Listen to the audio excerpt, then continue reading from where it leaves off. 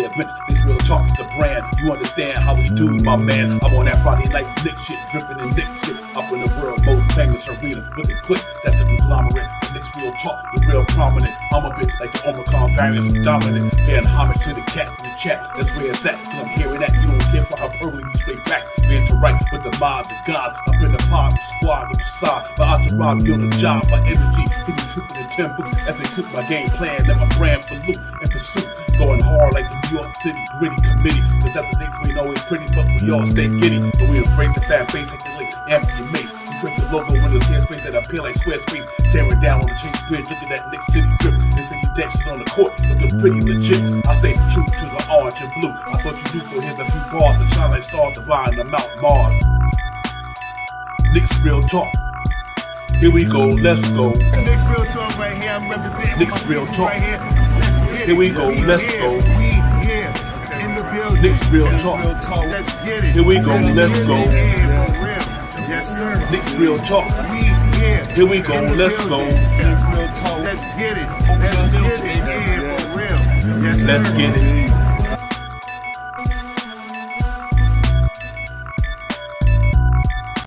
Yo, salute everyone. What's going on? What's good? Knicks real talk, man. We back in the building off a sabbatical, man. Vacation. I'm glad to be here, ready to get it popping, man. Miss Nick Real Talk family, man. Miss everybody, man. So salute everybody. Hope y'all had a great Sunday, man. And y'all ready to get it popping with us, man. And get in here. Let's talk some Knicks, man. We got some things to talk about. The deadline with Mitchell Robinson looming on June the 30th. We're gonna talk about the buzz about the Knicks organization might want to bring MELO back in the building. So it's Johnny Bryant on his way out possibility. We also will get into the NBA draft and talk about all that stuff, man.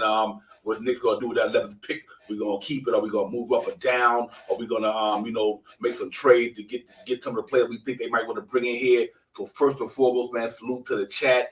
I'm ready to get it popping, man. Real talk, man. Will, my brother, salute to you. Will, salute. And let me give a big shout out to the New York Rangers, man. We fell a little short, but you know what? The young guns was bringing it out there for the Knicks. for the New York City metropolitan area. Salute to the Rangers, man. I've been a Ranger fan since I was a young man, so salute to the New York Rangers. Great season. They just ran up against the Tampa Bay Lightning, who've been to the cup the last 3 times for the tough loss, but you got to hold your head up and feel good about what they accomplished, man. So hopefully our young Knicks follow that same blueprint and, do what the Rangers did, man. You know what I mean? Get it popping and never know, man. We might be able to pull off something like they did. Them young cats and playing some hockey out there, salute to them. But yeah, man, I'm glad to be back. I'm glad to be back with the family. Like I said, I was on a vacation for about 7-8 days, man.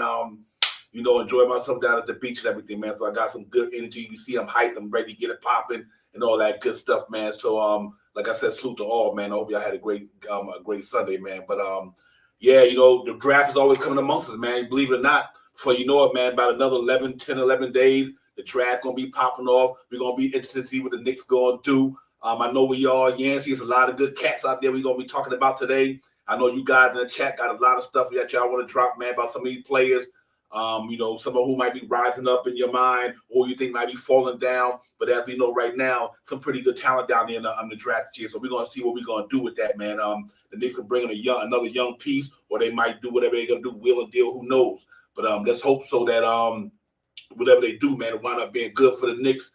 Get another young player to add to the core that we already have with the other 8 young guys we got in New York right now that's looking pretty decent, man. So to be able to add one more to that or 2, whatever the case may be, and it'd be good to go, man. So I'm excited about it, man. I've been watching a couple of them here and there in highlights, and some of the guys moving up for me like Johnny Davis and guys like that, man. Listen, Mark Berman hit us with a crazy thing on Twitter. He think Evan Fournier might be moved if somebody like Johnny Davis come up in the building. So it's gonna be fun, man. We're gonna get into it today, man. My partners of crime will be here in a minute. Shout Powell and KJ events. They'll be in the building with me, man. But I'm excited, glad to be back, man. Like I said, you don't know how much you miss something until you're gone, man. So to be away for like 10 days or 9 days and not be able to talk Nick content with you guys and ladies and gents, it's like, whoa. So I'm glad to be here, man. Real talk, man. It is what it is. But we also got the Mitchell Robinson thing looming, guys. Y'all know what that is. The June 30th going to be whether Nick sign up by then or he goes into free agency. So that's going to be interesting to see what it's going to be popping in the next couple of weeks. So we got a lot of stuff going on. We got a draft coming up. Mitchell Robinson's situation by the 30th, whether the Knicks sign him or let him go into free agency. So I'm excited, man. I'm excited. Been a long time without Knicks basketball, man. So I'm glad to see that after this year is over, Summer League will be in the building, and we really get it popping. I'm looking forward to see what the Summer League team gonna be. I think they got a nice team down there. My man White Falcon been on that Paul George 13 for a minute. I hear you, White Falcon, for real. But it's gonna be interesting, man. It really is, man. These 2 weeks gonna be something, man. Mitchell Robinson, like I said, the draft, and my boy Emmanuel quickly out there doing his thing. I think IQ gotta have something to say about this point guard thing in New York this winter. So we're gonna see what it's gonna be, man. I think he's looking to get his. So, I seen Grimes working out in the off season, seen a lot of things going on with the players, man. They out there on their grind, getting it popping, ready to get into it, man. So I think we're gonna have a pretty good team. I think we're gonna upset a lot of teams in the NBA next year, man. I really believe that. I think, Charles Barkley and them don't think that we got quality players that he think that. I disagree with that, man. They don't keep up with the Knicks like we do. I think the Knicks got some nice young talent down there, and depending on the situation of what they do, we could get better. You know what I mean? Hey, Parrish, I'm good with that, man. I really am, man. If we keep him, you know what? We just got to bring in that dude to help him out. I'm good with that too, man. Listen, man. I'm on the Julius Randle trade. If that all that noise could bypass him from early in the year, with the stuff he's going through with the fans, if we can get by that, then you know what? Yeah, man, that brother working out his body look phenomenal. He been working out, putting in work in the gym, look like a brick house, which he always been that way. So that's why he never injured a lot, because he always take care of his body. But you're right, Parrish, man. I'm good either way, and I still think I hopefully don't get the effect what Obi doing. Obi looking pretty good. I seen Tibbs feeling pretty good about Obi Toppin, man. Things of that nature. So talking about he had to kind of realize that this man got something good there. So he got a lot of good situations, man. I'm ready to get it popping, man. Real talk, man. But let's talk about this Mitchell Robinson situation. I kind of want to lead that to my boy Sean Powell getting it. He's a Mitch Holman like me, so I just want to give him a chance to express himself about Mitchell Robinson. So I probably just know we do, man. Let's talk about this big thing here. Carmelo Anthony possibility coming back to New York. Within the organization, you hear there's a couple guys there is good with that. So what do you guys think about my man Carmelo Anthony, man? Listen, that's a good situation either way. I mean, it depends on which direction we going. If we go the other way, he's good for the young player to get to teach them the game of basketball. He's not looking to make a high salary. He's not looking to go in there and take nobody's spot at this age in his career. He probably just looking to come in there and just get some quality minutes, because he had a good season last year, man. I'm gonna throw his stats up there as well. But Carmelo Anthony to be able to kind of to teach Randall and Obi Toppin them guys, it might not be a bad look with a Todd Gibson or somebody like that, bringing them back and see if Carmelo Anthony can make a difference in New York, help bolster that bench at the same time, giving them guys the opportunity to be around one of the best that ever shot the basketball in the game, basically. So to have them young guys, to have somebody like him, Todd Gibson, might not be a bad idea. Like I said, his contract won't be that bad. You know what I mean? He ain't looking for crazy money. He ain't looking to take nobody's spot. Compared to like Alex Burks and all these guys who looking to get money. So Alex Burks and them guys, they want to show improve so they can get some money. But Carmelo Anthony's a different situation. He don't need the money. I just think to be able to come back and help these cats, man, and maybe if Julius Randle stay here, that's even better. You know what I mean? Now you got somebody who can come off the bench and and bring a little spark and energy with that game he got. Him rolling with Grimes and all these guys, it might not be a bad look, man. With Jericho Sims, you need a guy like that. Backing up Julius Randle at the 4 with Jericho Sims or whoever the case may be, and Grimes and Quick, all these guys, man. I just think it'd be real dope. So a lot of people don't want it that I hear out there in the universe. Some people want it, some people don't. I think it's a good deal for the Knicks. I don't have no problem whatsoever with it. Just but unless you want him to go get a ring. Now, if you want him to feel like you rather see his career end, him going to chase a ring, then I get it.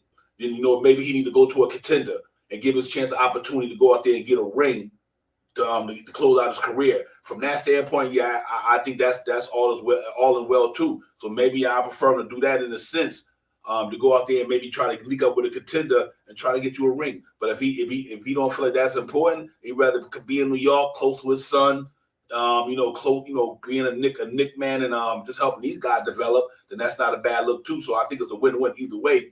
But I love to see him put the ice on the cake though. We're going to get a ring for himself, man. Because I think that does be what it is, man. If you look at what he did last year too, So I don't think it's not a bad move to have Melo do things. Last year, his numbers wasn't bad, guys. Believe it or not, he 69 games, 13 points a game, 4 rebounds, 1 assist, shot 44% and shot 37% from the 3-point line. And 83 swing for the foul line. So that wasn't bad at all. For somebody like that, who else on the Knicks gave us 13 points a game and shot the ball 37% from 3 last year for the Knicks? I don't think we had too many people who did that. I don't know if anybody did that. I'm talking about for percentage-wise. He shot 44%, 37% from 3. So I mean, to get him somebody to give up numbers to be able to get numbers like that, it wasn't a bad look for my man. So I don't know, man. What you guys think, man? I like me some Carmelo Anthony. You know what I mean? I really do. I think, what you guys think? Would you want him back in New York? Do you think it's a time? Or we should just get and keep it moving, you know what I mean, and fill that void with somebody else. What you guys thinking? Oh man, nice salute to the chat. Salute to the chat. Y'all already know what it is, man. Salute to everybody. Hope y'all having a good Tone Crow, my brother, man. You know what it is, man. Salute Tone Crow. Appreciate you coming in, my brother, in the chat representing real talk, man. But yeah, man, Carmelo. Yeah, man. I'm like, yo. I'm good either way. I'm good either way. Like I said, it's a win-win no matter what. I mean, he earned that, man. You think about it, when Melo came here, we wasn't the Dodgers, man. I mean, at least when he got here, man, he made us kind of relevant for 3 or 4 seasons, got us to the playoffs almost 3 years in a row. Things of that nature, man. Almost got us to the Eastern Conference Finals close, but he didn't get there. But and didn't have no players around him. Didn't have no superstars around him. He had players, but he didn't have a superstar. I mean, when he first got there with Murray Stoudemire and Chauncey Billups, that first year, that went away when them cats got injured. You know what I mean? Kind of took the wind out of the sail for us on that. But can you imagine if he like any other superstar in the league? He had played with one when he was in New York. We just never got on that one guy to go with him that just could have kind of got New York over the top. Like I said, we had some decent dudes, man. The J.R. Smith, Tyson Chandler of the world, Kid. And Rasheed Wallace that year, man. Kurt Thomas and all the boys, man. But just wasn't enough, man, to help that man get to where he had to go. So, coming back to New York, I think it's cool, man. Real talk, man. But like I said, I would love to see him go to get a ring as well. From that standpoint, I want to see him get it. But I love to see that man. Hey, no doubt, man. Either way, man. Yeah, like you said, even if you sign him for a one-day contract, even if he go chase a ring somewhere else. But the main thing is when he do retire, make sure he retire in the Knicks uniform, even if it's a one-day contract signing, then whatever. But that locker room presence, like Robert Woodward said, you can't underestimate that. I can imagine what that man can do for Obi Toppin. I really do. I think that man to teach Obi Toppin how to use that footwork, teach him how to play in that mid-range, how to throw the shoulder when he need to throw the shoulder, teach him how to do the drop step, whatever. That boy, that's the benefit of Carmelo Anthony, is that he would teach Obi Toppin, Julius Randle, things that you just don't. They could never thought they can get taught with a basketball. I mean, Carmelo Anthony did it against the best of them. You know what I mean? When he was in Denver, never missed the playoffs. Like 8-7 years in a row, straight playoffs. Coming out of Syracuse, and he kept just getting it. Came over here. You know what I mean? And he made us relevant, man. When we were going through them tumultuous years, man, Carmelo Anthony made the Knicks relevant. So in that standpoint, man, we got to show him some love there, man. But he's my guy, though, man. He's me 7-0, brother. You know how I feel about that. And but he had a good year last year, man. I think LeBron would have got to the playoffs. They just got injured. Like they was like us injured last year, and they didn't get where they had to go, man. So let's see, man. But Carmelo Anthony's that dude, man. So let's see what they do, man. But the speculations out there that the Knicks organization is talking about bringing him back. CA agent, him and Leon Rosen got a good rapport. But he's mellow, though. You know what I mean? So it'd be nice to see, man. Real talk, man. So let's see how that go, man. Either than that, we don't want him up in Brooklyn nowhere. He can go anywhere else but there. He can go anywhere else but Brooklyn. But no matter what, man, let him. I'd love to see him come here, man, and help Julius Randle and cats out. We just got to move. We had to move some people. Like I think the Fourniers of the world got to move because you got to give Obi Toppin his minutes. Obi got to get his. You know what I mean? So, it's one way or the other. Yeah, I get it. But once a Knick, always a Knick, though. You know what I mean? You got to look at it like that, man. The kid, he come from New York. You know what I mean? Once a Knick, always a Knick, man. You know what I mean? I ain't got no problem with that. You real talk, man. Because like I said, when he came here, we was irrelevant, literally. And he got us in the playoff, turned us around, man. The Phil Jackson came in, then it went the other way. But I was hoping that when they had him, Robin Lopez and Porzingis, they should have kept that. I understand they traded for Derrick Rose that year, but that front line was nice. Porzingis, and Robin Lopez, I think that was, and Carmelo Anthony. They should have brought that lineup back. That front line was nice. They had a stretch four like Porzingis, Robin Lopez banging down there in the middle, and Melo was Melo at the time. I was like, man, but then they had to do what they had to do, man. Phil Jackson made a move for Derrick Rose, which wasn't a bad move. Derrick Rose averaged 18 a game that year. He had a pretty decent year that year, but I thought that front line would have been nice though. Real talk, man. But it is what it is, man. So let's hope these brothers, come back one way or the other. I'm good either way. Bring Melo back, give him that, let him close it out with the Knicks. So be it, man. But that's important that we take, we pay that man homage no matter what. But if you think you got to go chase a ring, I get it. Real talk. But other than that, man, salute to the chat. Y'all got it popping right now, man. Real talk. Keep them fires coming, man. Keep them chats coming, man. You cats. It's good to be back with y'all, man. Like I said, was on a sabbatical for a minminute. Went on vacation, had a good time at the beach, man. Really good, relaxing time. So I'm ready. You see my energy is up. I'm ready to get it popping as always. But yeah, man. Good thoughts, everybody out there, man. Because I know Melo, he's like a lightning rod in New York City when it comes to Knicks fans. You know what I mean? You got some like him, some don't.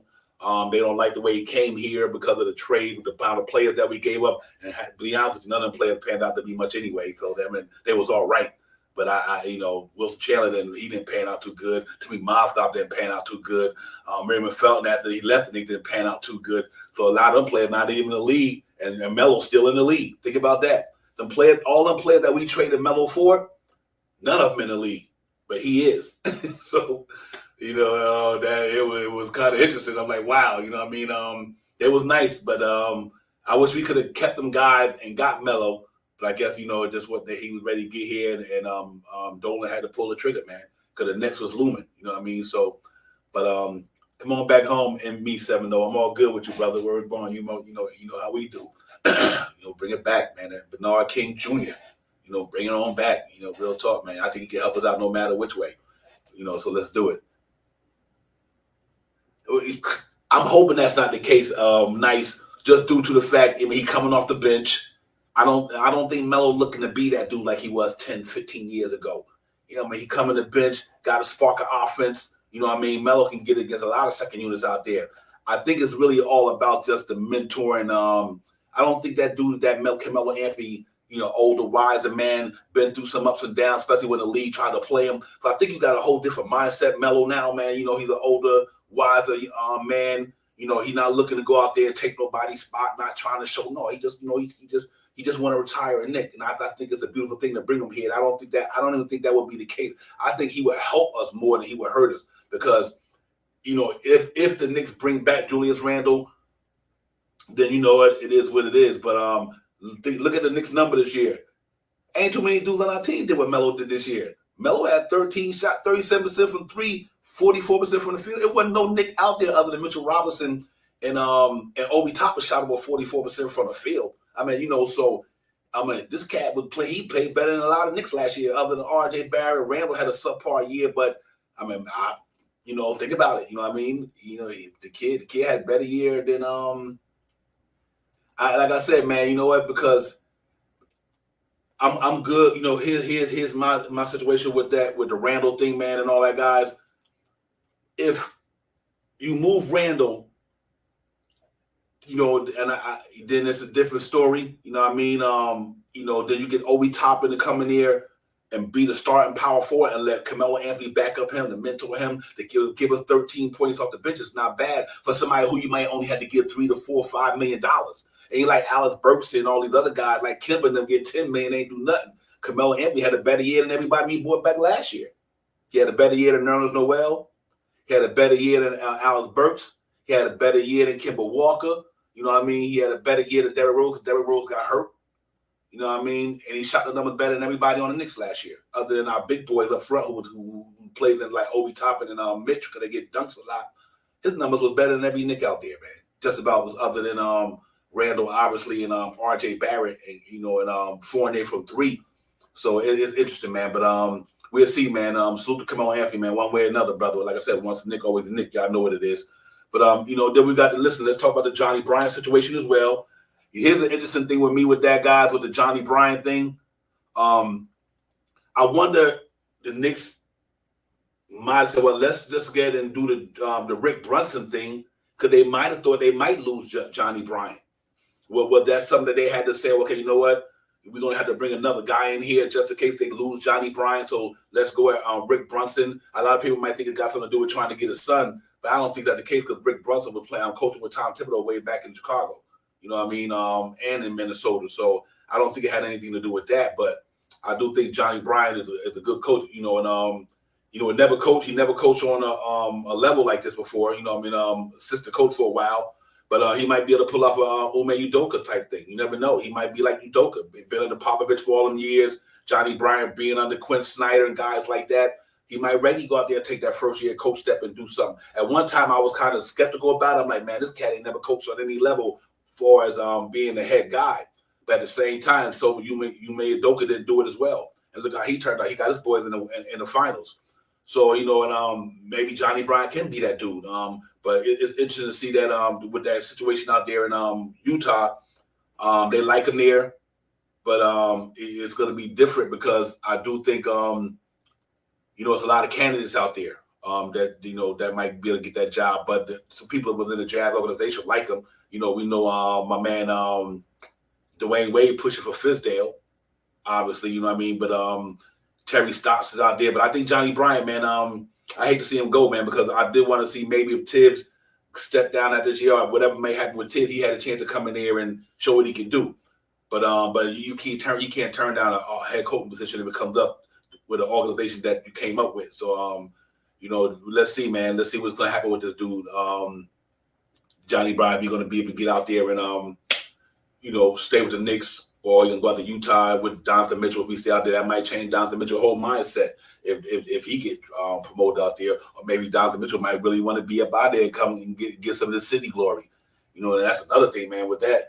Donovan Mitchell, how that thing going to pan out. So it's a lot of scenarios that Knicks got going on with them this year, man. We got a lot of things to think about. Front office got a lot of things to dwell on and think about and contemplate about whether they, but I think Rick Brunson is a good hire. He's familiar with what Tibbs do.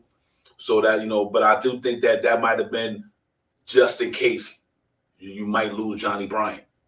We lost Kenny Payne already. You know how that goes. So I think the Knicks said, well, let's bring in Rick Brunson. Not only is he familiar with what Tibbs do, but just in case, Johnnie Bryant accepts the head coaching job if they give it to him out there in Utah, and he goes out there.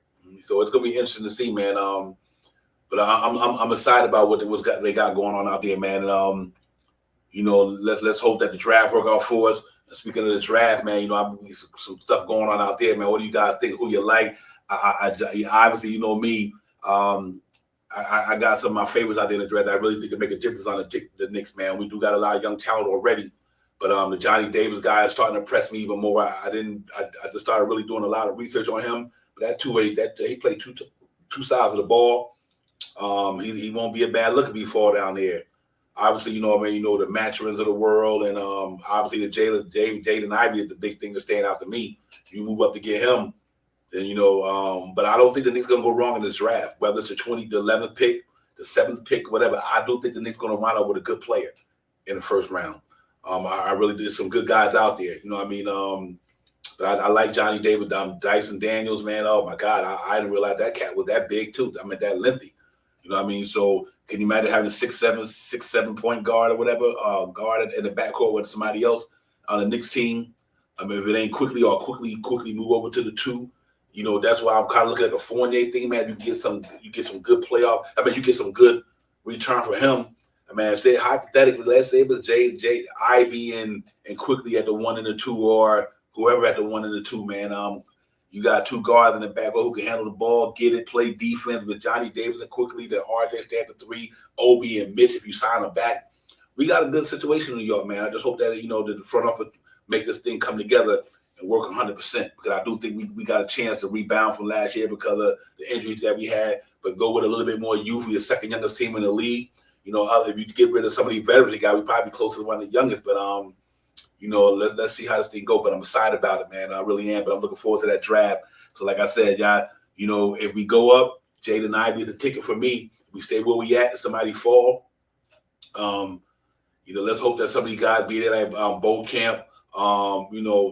Show depending on what the Knicks do with the other players. If they don't make no move before the draft, like the Julius Randles of the world, then I like to show hand. But if they don't move Julius Randle, that's probably gonna be irrelevant because I don't think they're gonna go that route. I think if they keep Julius Randle and the other guy, they're gonna be looking for somebody to help them get in the playoffs. So it's gonna be interesting to see what they do with this pick. If they don't move Julius Randle and Evan Fournier and all these guys, then this pick could be who knows? Because where you gonna put them at, or who you gonna take out the Knicks roster? That if you decide to draft this 11th pick or he move up to the 4th, who's leaving, who's going, who's coming out of the rotation, who somebody on the Knicks gonna be if one of the young boys come out of here and pop, then obviously we know that somebody not gonna be a roster spot gonna be given up. You know what I mean? And a lot of our guys got spots this year by default because of injuries. So, I'm hoping the Knicks going to be trying to do some wheeling and dealing, man, and move some contracts, especially with the Cam Reddish just sitting there, and looking to get it popping. Deuce McBride and Grind and Sims. Obi, IQ. You name it, man. We got these cats here. So what is this pick going to mean for us? And how are we going to be able to play this pick if the Knicks don't wheel and deal and move some of these vets up out of here? So we could be looking at an interesting scenario in New York, whereas, if you keep these guys, what do that pick gonna really mean if they ain't going?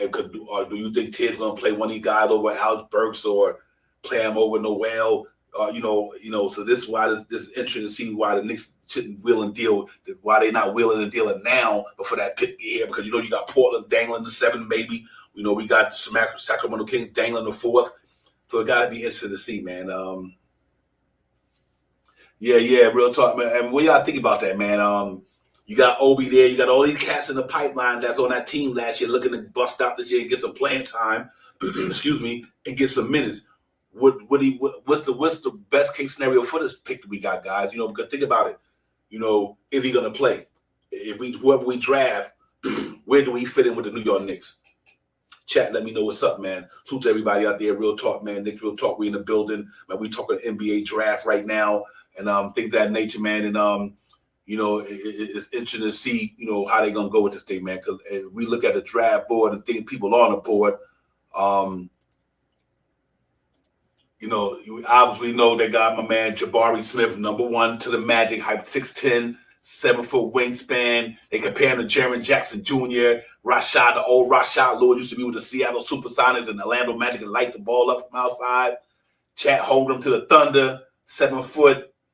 Dirk Marcus Camby on D. That's pretty decent right there, man. Good Lord. If Chet Holmgren that nice, that's going to be interesting to see if he do that. But then you got Jaden Ivey, Dwayne Wade, John Moran type cat.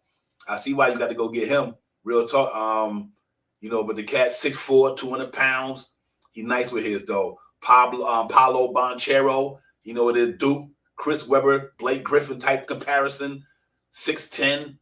I don't think he fall into the 4. I think he might have to flip him and Ivy. I think he's going to be a little bit too good to pass up. But other than that, man, you got the Dyson Daniels to the Pistons. That's a good look with Sadiq Bey and them compared to the Lonzo Ball. But, if what's interesting with that, I don't know why you would do that knowing that you got Kay Cunningham and unless they think Killian Hayes is not that dude. You know what I mean? Then they're going to bring in Dyson Daniels point guard for the Pistons. And I think Pistons might be looking to go bigger than that. I think they're pretty good there, at them small spots with, Hidalgo, and Bay, Cunningham. They got Isaiah Stewart who could bang down there. So I don't know if they would go at a point guard right now, to be honest with you. I don't think that's going to stand with that Detroit pick. Keegan Murray, that's a different story. Obi Toppin, Pascal Siakam type player, 6'8", interesting. They got him going to the Blazers. I can see that. I don't know, maybe back up Nurkic or Nurkic back him up, whatever. But at the same time, are they looking to go that route? The Blazers. The Blazers, they like Jalen Doran there. So, it'll be interesting to see how that pan out. Shannon Sharp of the Pelicans. Shooting guard behind C.J. McCollum. Not bad. I don't think he can go down. That's another interesting pick. If he's going to be the shooting guard, you got Zion coming back. You got Brandon Ingram at a 3 and 4 with him. Point guard situation, So I don't know why Pelicans would take a shooting guard unless they're going to think he's going to back up C.J. McCollum. If you back up C.J. McCollum, that's a different story right there. So that pick could be interesting to me. I don't know if they do that at the 8th. But other than that, the Spurs, Dang, small forward, upside, Kyle Anderson, Paul George, Benedict Mathurin. They got Q Richardson. Really? Q was nice back in the days too, though. The man Johnny Davis, Manu Ginobili. So them, that leads up to the Knicks, them the top 11 guys that do you think they would take, the Knicks would take, man. So we'll see. But I'm good with either one of them guys, man. We got to see how these cats pan out, real talk. But I think we're going to get a good one, though. No matter what, we're going to get a good one. And I'm excited about whatever they get, man, going there, getting a summer league with them. And I do think Grimes, McBride, and Sims coming back to summer league. I know probably Ferry and Hunt. So this guy might come there. Whoever we draft might be in summer league this year. But I would love to move on to the 4, man. I think Jaden Ivey has set the Knicks' future good with the talent we got. I can see Jaden Ivey quickly, Obi Toppin. I mean, I just think that'd be special, man. Cam Reddish, R.J. Barrett. That's a nice looking young squad, man. And I think that's some good talent there that could take us in a couple of years from now. That team would be something to deal with. I really do believe that, man. So let's hope we can get somebody like him up there. If we sign Mitch back, that's even better. We need that shot block in the middle who can do what he do. Good offense rebound. In the day of the NBA, you need offense rebound because when you shoot the ball and your night is off, you need guys like Mitchell Robinson who can clean up the board alone on an offense rebound. He worth that alone just doing that because it's a jump shooting league. And when your shots don't fall at night, you need somebody who can clean it up. So guys like Mitchell Robinson, I hope we can keep around, man, and bring them back to the fold. I like Mitch for sure. But it's gonna be interesting, man. I'm really interested to see what this thing is gonna be popping, man.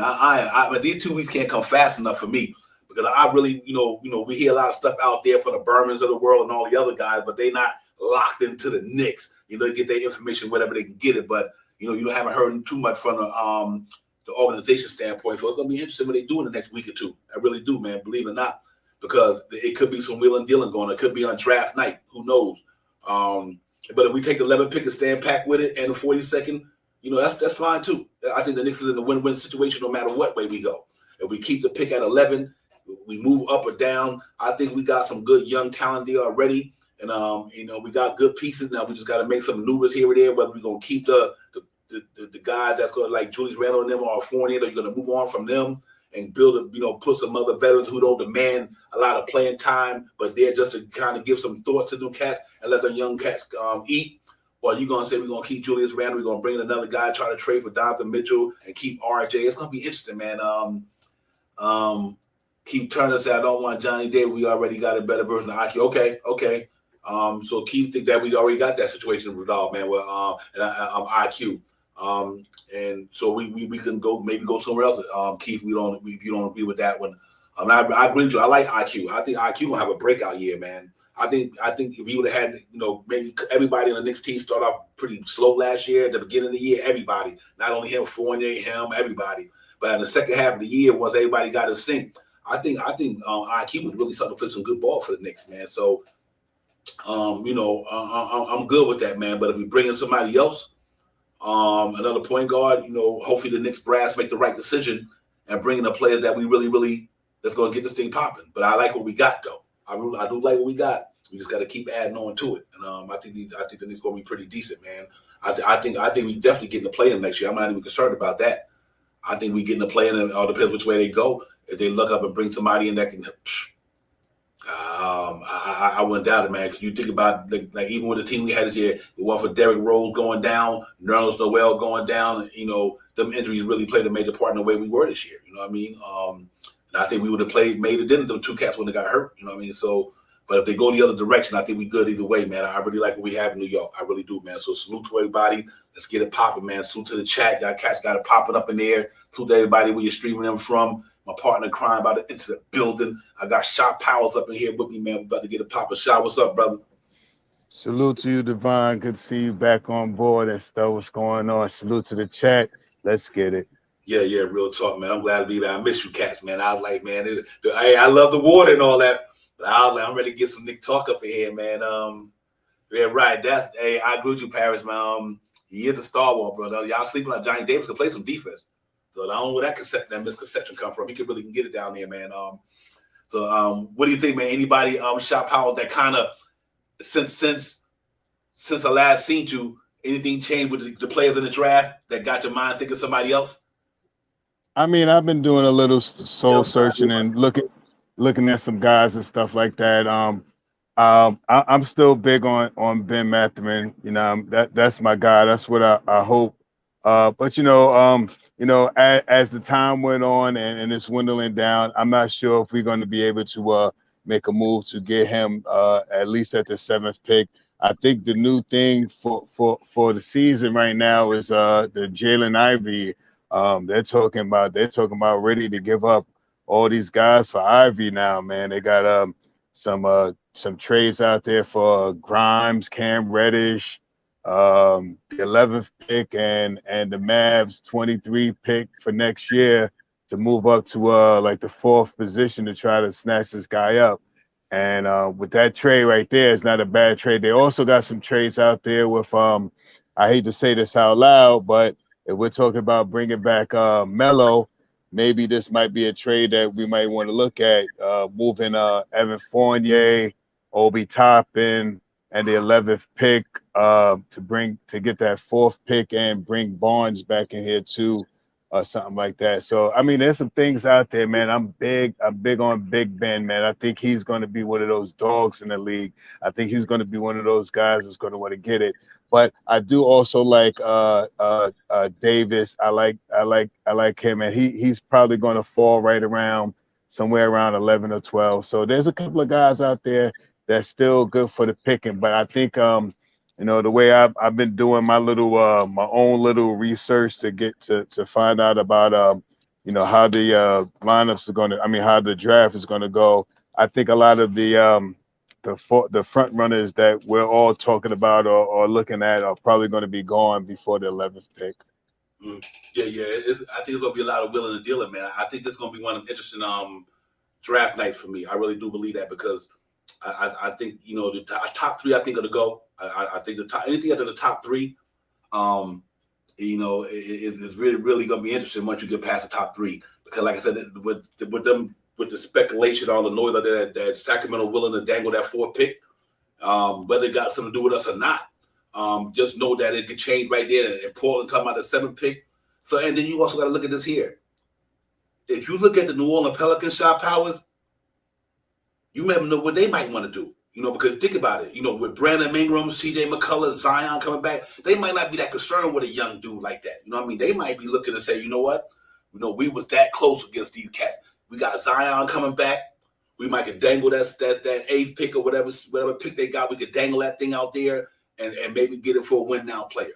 Or they might say we'll draft and put him behind there and grow with the team. So it'll be interesting to me to see what even New Orleans Pelicans are going to do with having a taste of the playoffs the way they did, and the way they played in the playoffs, what they would do with that. Frank Matos, my brother, salute to the chat. Sweet Frank Matos, hit that like button, man. Y'all know what it is. Run them up with the thumbs up.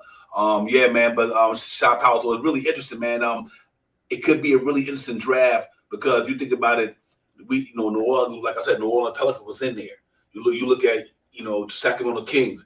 They own it looking like they want to try to get the playoff thing popping off. They maybe could bring in another piece to go with De'Aaron Fox as a bonus. They already got Davion Mitchell down there. They got Harrison Barnes. So they're not really looking to develop. Not that they won't take a good player down there, but I think they're more on a playoff type of mindset as well. So I think it's going to be interesting from that 4th down, believe it or not. I don't think Ivy's going.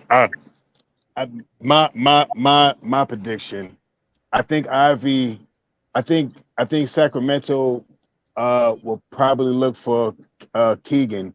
I think they're going to look for Keegan. I think Ivy is going to probably be the top 5. I think he may not be in that 4th position. I got Smith, Holmgren, Paulo, and then I got Keegan going to Sacramento. I got Ivy going to Detroit.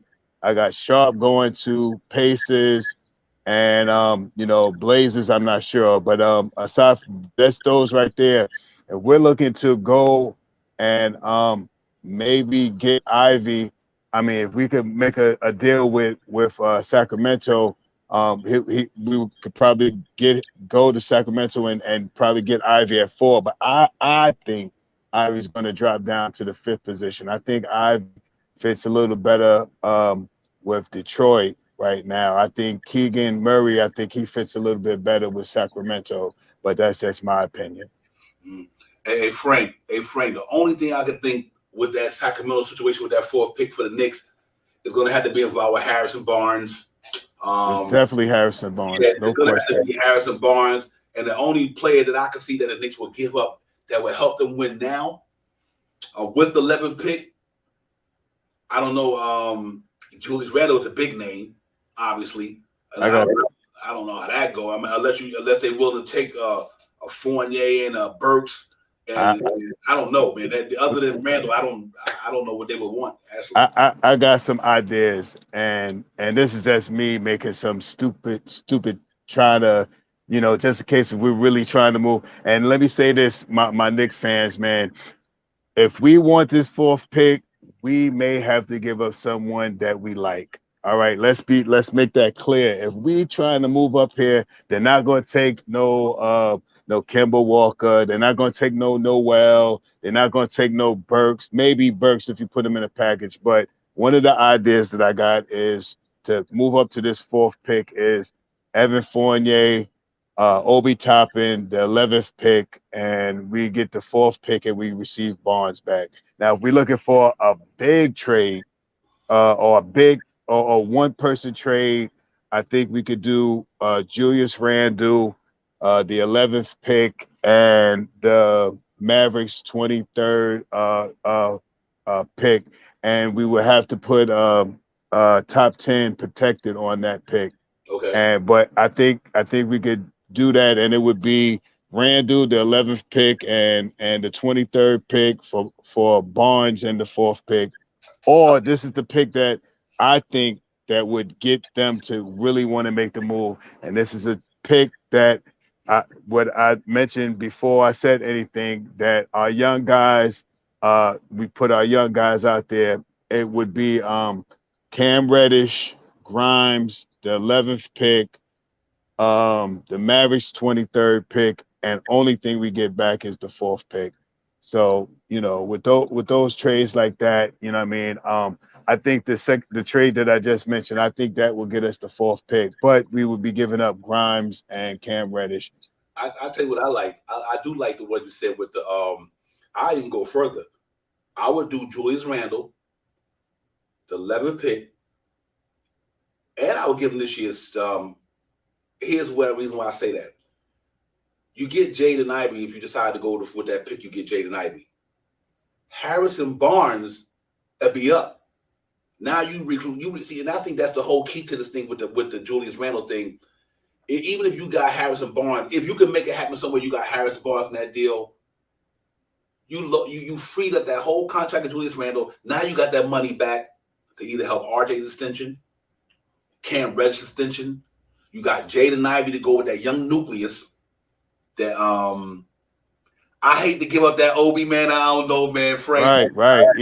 Either one of those picks, the Obi being in the first one that I mentioned, or Cam Reddish and Grimes in that second one that I mentioned. That's the one that I think is more would be if I was Sacramento, I would be more appeased to take Cam Reddish, Grimes, the 11th pick, and the 23rd pick and they only going to give up the 4th pick. If that was the case, that pick in my eyes, that would, if I was Sacramento, I'd be like, okay, let's do that. You know what I mean? But the more realistic trade would be and I hate to say it too, because I don't want Obi to go, but it would be Evan Fournier, Obi, and the 11th pick for Barnes and the 4th.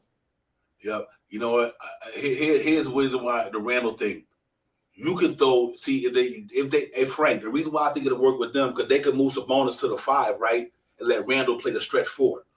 Randall can shoot the ball from out there. So now that kind of gives Sabonis room to eat in the middle.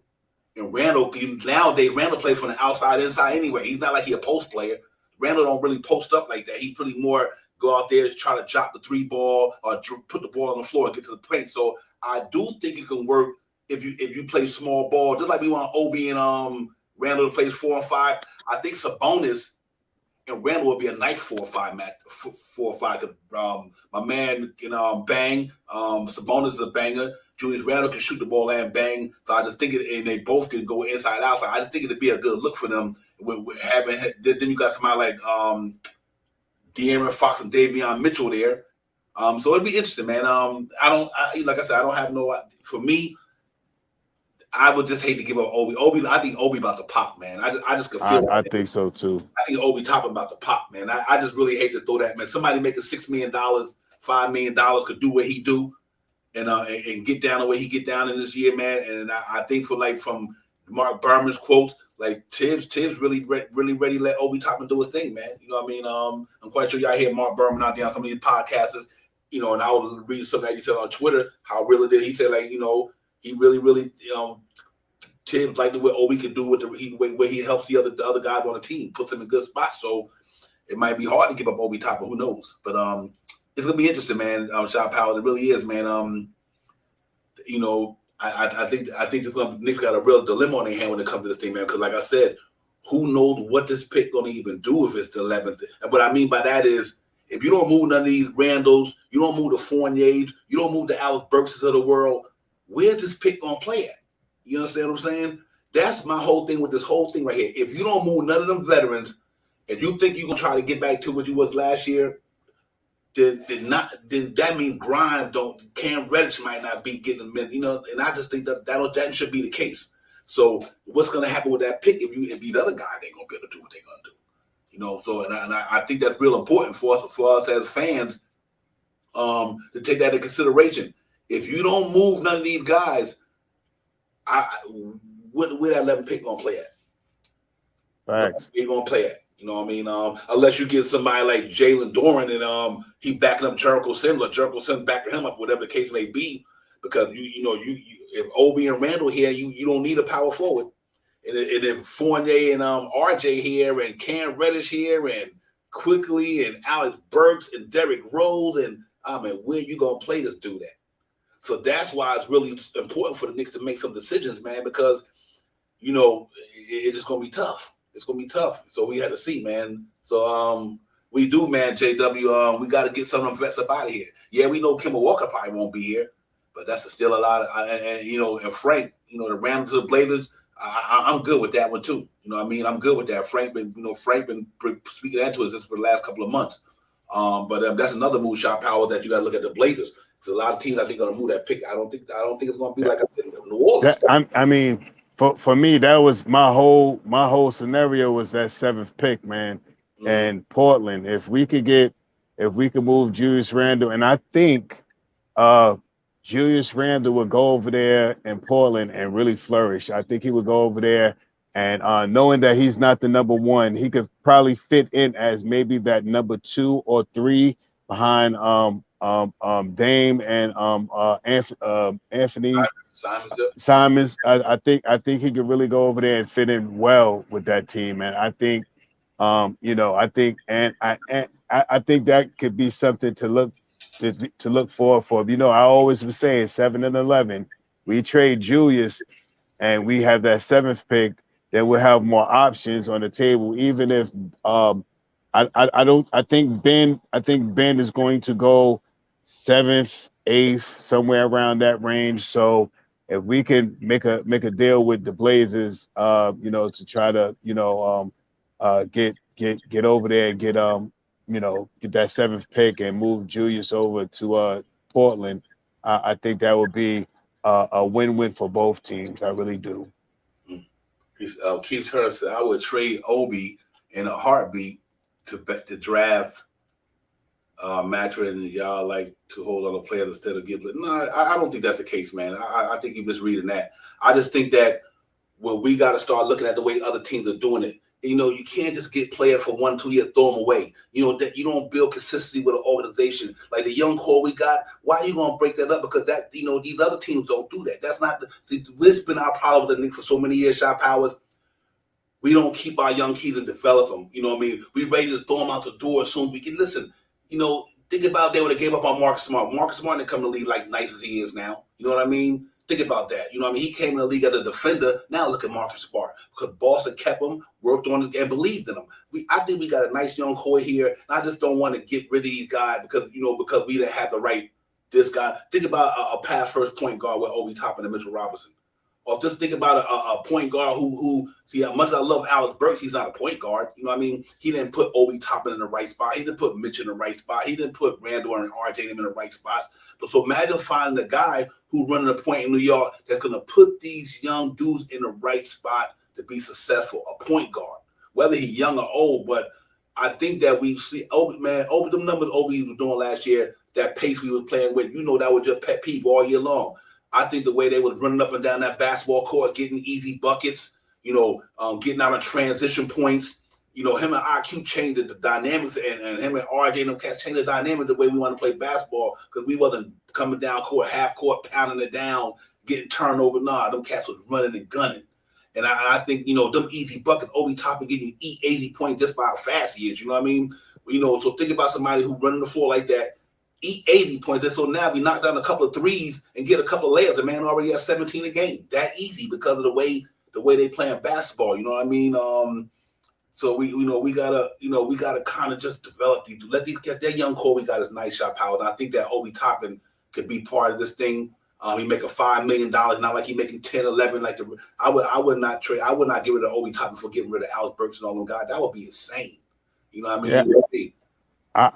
I'm the one reason why a lot of people are talking about moving Randall is because of the contract, and we still would be able to hold on to Obi coming into his third year and signing him for extending him maybe another year or two or something like that with a minimum contract, with something that can keep him here for extended two or three more years.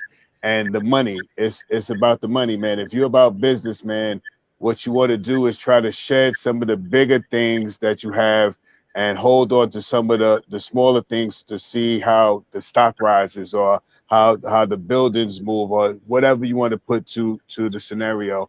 And with Obi Toppin, I know I hear a lot of people talk about Obi. He played those games that he played at the end of the year when he got the 40 points was teams that he didn't really play against and all that stuff.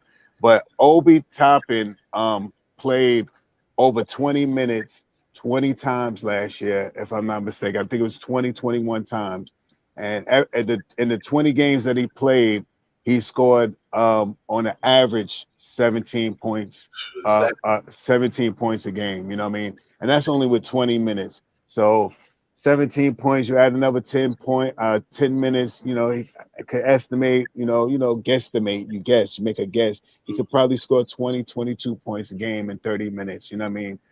The way he plays the ball and stuff like that. I've seen a couple of tapes out there about IQ, playing, some pickup game and stuff like that, looking real good, moving the ball, setting pick and roll, making the pass. So I believe our young core this year is going to come back hungry this year. I think a lot of the guys that were there last year, Grimes, I think Cam Reddish, Obi Toppin, IQ. I think these guys are going to want to come out this year and really put their name into the into this bowl this year. So when you talk about a point guard or when you're talking about a power forward, these guys are going to want to be mentioning all of those comments and stuff like that. So I mean, I'm always stay optimistic. I'm always hoping for the New York Knicks.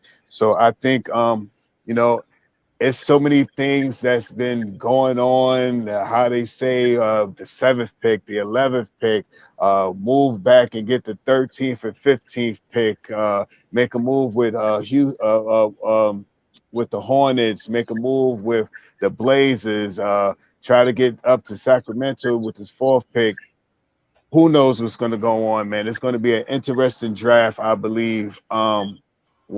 This is going to be so interesting because the one little thing that happens is going to tell you a little bit about where the team is focused and which way they're going to really which way they're going to be ready to move forward.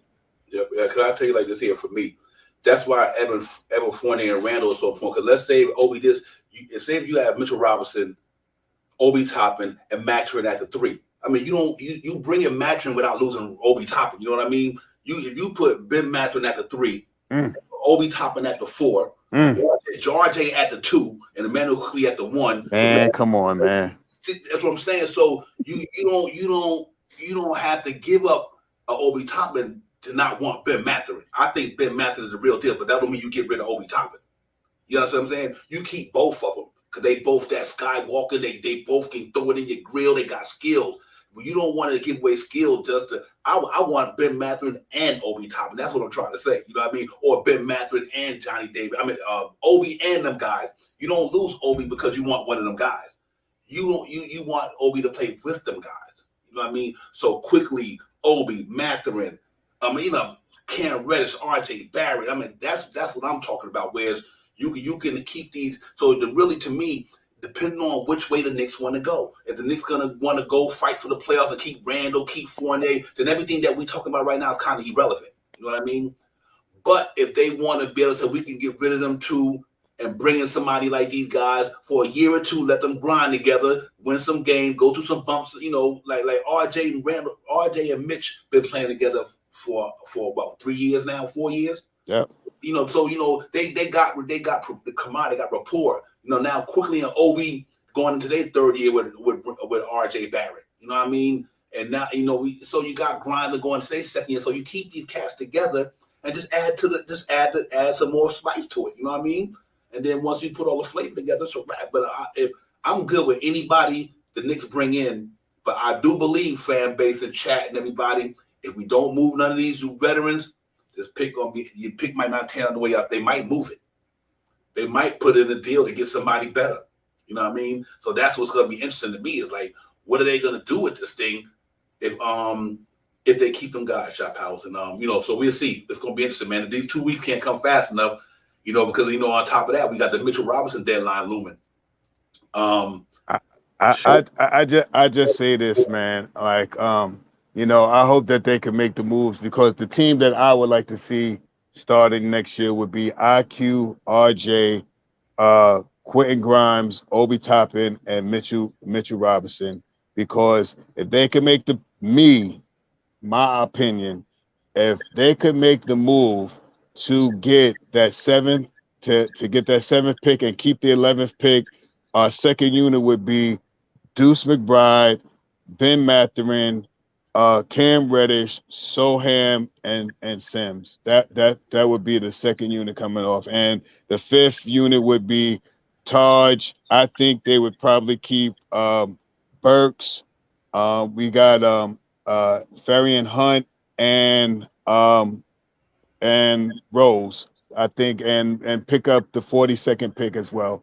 So the third unit would be Taj, Rose, Burks. Oh wait, Taj, Rose, Burks, Ferry Hunt, and the 42nd pick. And I think we can move into the next season being a really up tempo, push the pace, run up and down type of unit with a whole bunch of young guys that are ready to be hungry and want to make their name famous in the NBA. Yeah, I got one question with that. Do you think at $14 million, Derrick Rose going to want to be third string in New York? Yeah, I don't think that he would want to, but I think if we can make the money work, I think he would stay another year. We got him on the contract for another year anyway. I mean, I think Rose would be the perfect person to help some of these young guys get over the hump. Rose was an all-star. Rose has been through it all. He's been through injuries. He's been through ups and downs. He's been on the all-star teams and stuff like that. And to hold on to him, he would help IQ out a lot. I think he would help out all the new guys that we got. Every guy that is somewhat what you want to call point guard, shooting guard, wing, whatever you want to call it. With his style of game, I think he can help the team.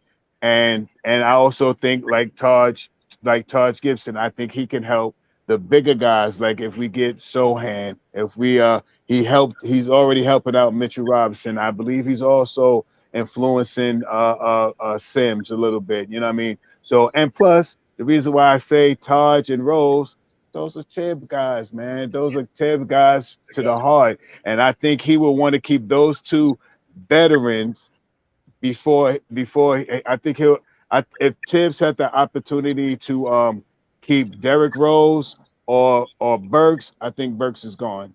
You know what I mean? I think if he had the opportunity to keep Taj Gibson or Burks, I think Burks is gone. I think he'll ride or die with Taj Gibson and Derrick Rose until either they're ready to retire or they can come off a contract or something like that, you know. So yeah, my only trepidation with that, I think Derrick Rose, like, and I agree with JW. I think he would want to be traded. You can't put nobody like Derrick Rose third string on a team and not play it. That would be the ultimate insult, because he was the reason why Knicks got to the playoffs last year. Right. The cat was averaging 14 a game. Man. So if I think he would be best to move him. You know what I mean? I just don't see. I think that would be almost like. The reason why I say that because of I believe Derrick Rose would probably want to go. The only other option, Derrick Rose contract right now with $14 million is going to be a little tough to move.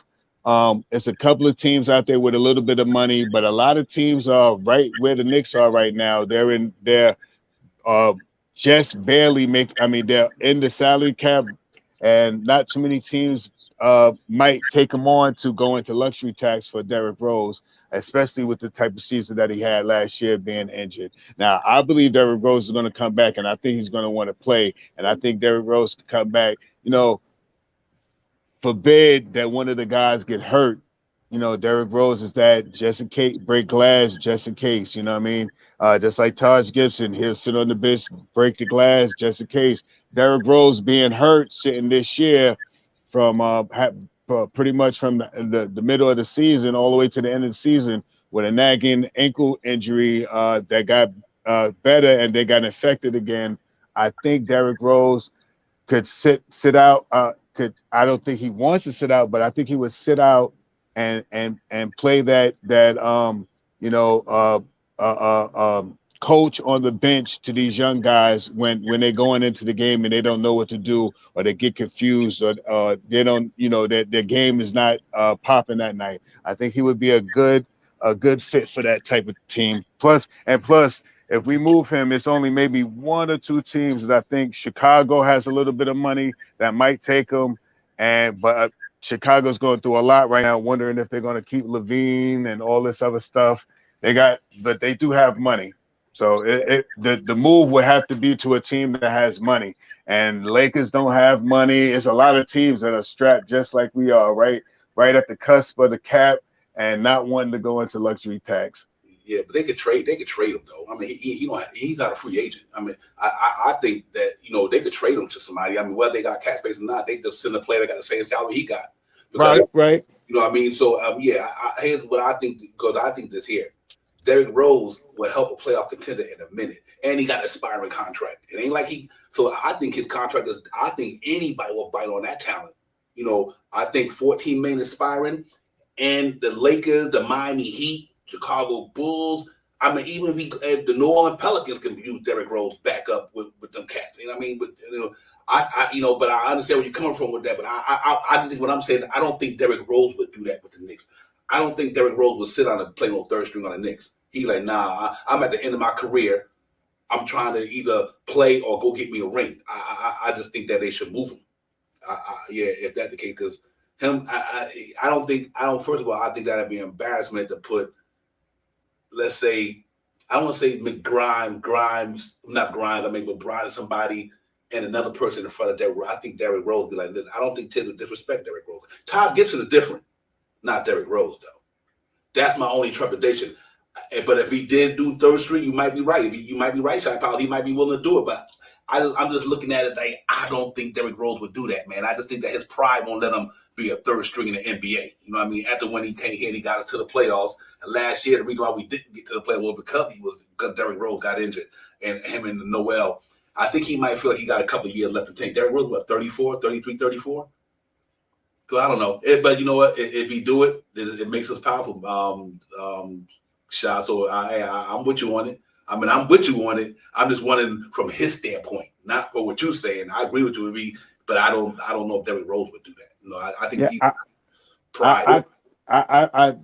You're right, Divine. I mean, I'm with you on the same thing. I think he probably feels that he still can get out there, be that off the bench type of guy to a team where you know, a playoff bound team, you know, and you know, if we can make a trade for him, you know, to get somebody else and stuff like that, I'm wholeheartedly with it. You know what I mean?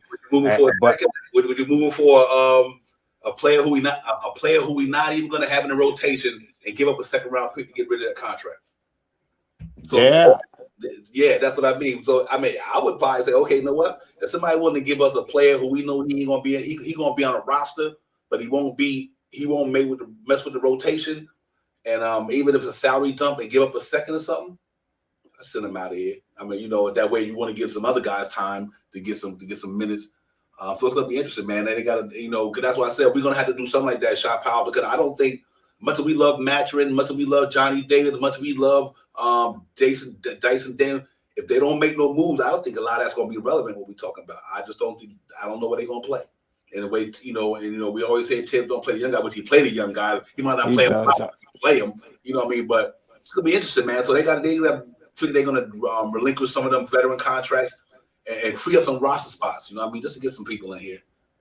yeah, I mean, don't get what I'm saying twisted. You know, I think if Derrick Rose, I believe Derrick Rose is at his age where he wants to go to where he wants to go. Like if you offered to put him into a trade, if Derrick Rose doesn't want to go to Sacramento, I don't think Derrick Rose is going to go to Sacramento. If Derrick Rose doesn't want to go to Detroit, I don't think Derrick Rose is going to want to go to Detroit. I mean, you know, I'm not saying just speculating, you know. Respect from because he don't have no say so where he go. Right, he don't, but I believe he's a veteran, man. You're right. He doesn't because he's on contract. That is true, but I think he has more a chutzpah with the New York Knicks to say, listen, I want to be. I'd rather be here and sit on the bench than to go to the Pacers. Right. And you know, or something like that. I think so. But if you say to him, hey, we'll make a trade and try to get you to Chicago, I think he'll jump on to go to Chicago. That's the team. If we're looking to move him, I think that would be the team to move him to. And let me ask you a question. I'm gonna tell you a good trade for that. You trade him for Kobe White. Mm-hmm. Because I think they're looking. I don't think they're gonna roll with Kobe White the rest of the way out. King Ribby said Knicks Bulls are retired for him. Yep, that's possible. That's possible. But Chicago would be nice, man. Get Kobe White over here, and then I think Kobe White contract will be coming. You ain't got to keep him, whatever. But at least you get it out of there. Salute, be cool, man. Salute to the chat, man. Y'all got it popping, all y'all, man. Y'all keep that fire coming. Y'all got it going on here, real talk. But it's interesting, man. We just got to see what the Knicks gonna do because it's either move some of these veterans and let these draft picks play. Because like I said, the 11th pick, whether it's 11th, 7th, or whatever. They better move somebody. They better move some people. Because like I said, you still got the Cam Reddishes and all these guys, man. And I just don't. I knowing what I know for the Knicks the last couple of years since Scott Perry been there. You know, he keep these guys 4 years. You know what I mean? He even kept Knott 4 years. He kept Frank 4 years. He kept I think Damian. I think even though he didn't draft Damian, he kept Damian Johnson's whole 4 years. And then the Knicks have been doing that pretty regularly, man. They let these cats play out their rookie contracts. They've been doing it since Scott Perry got there. So it's gonna be interesting to see what they do. But at the same time, now you got Leon Rose at the helm, and they might be looking like they want to. They say one thing, but you never know what can happen. Shot Powell, they might say, listen, we might be a player or two away from getting back to where we were. Are they gonna be thinking like that, or they gonna be thinking about the money situation where let's free up this money and get another draft pick in here and be able to do some extension signing with RJ and them. I don't know, but unless they're gonna ride Randall for 4 years for 117 million for another 5 years, do you think the Knicks gonna go that route? Do you think the Knicks gonna ride Julius Randle for another 5 years or 4 years, like whatever his extension is? So that's what to me was really interesting. Salute, soul finger, salute. Keith said we're going to run it back, maybe one or two small moves. The Knicks is going to move some people. It would have been happening by now. Yeah, that's true. That's possible. Or unless they wait to see what's out there. I mean, I know that's a good question, Keith. But who knows? Who knows? Salute Soul Finger, my brother. Salute to my brother Soul Finger. What's interesting to me is that it's got to be one of them ways. It's got to be this or that. Shot powers. It got to do something. I'm totally 100% with you, and I think before they let Derrick Rose go, I think they'll let Burks go. Before they let Derrick Rose go, I think they'll let Evan Fournier go. I think the Noels. I think they'll trade Noel before they trade D Rose.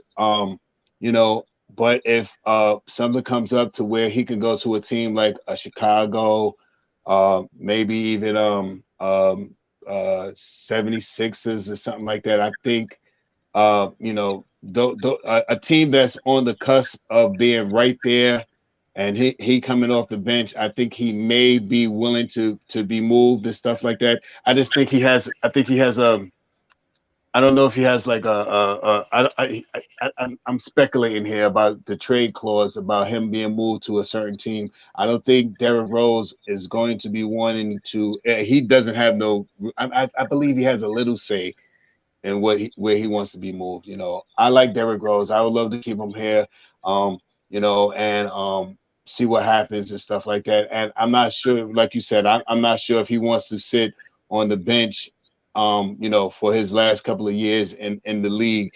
But I think he, this year coming in here with these new guys to help these new guys get acclimated into the Knicks system, I think he might bite the bullet and sit down and try to be a somewhat of a coach off the bench to some of these young guys. If we can get someone in here like a Jaden Ivey, or if we can get someone in here like a Ben Mathurin, I think he could be give these guys some good tutelage. Because if we let go of Derrick Rose, I don't see nobody.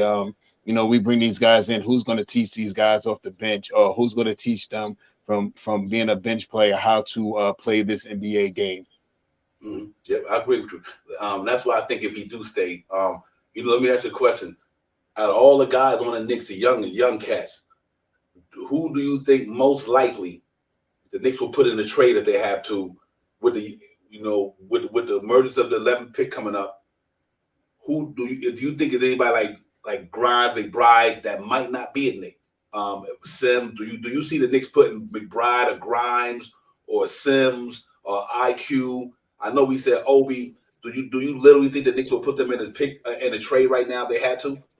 If we're looking to move up to go get Ivy, I think Cam Reddish and Grimes might be the first two guys. Those are the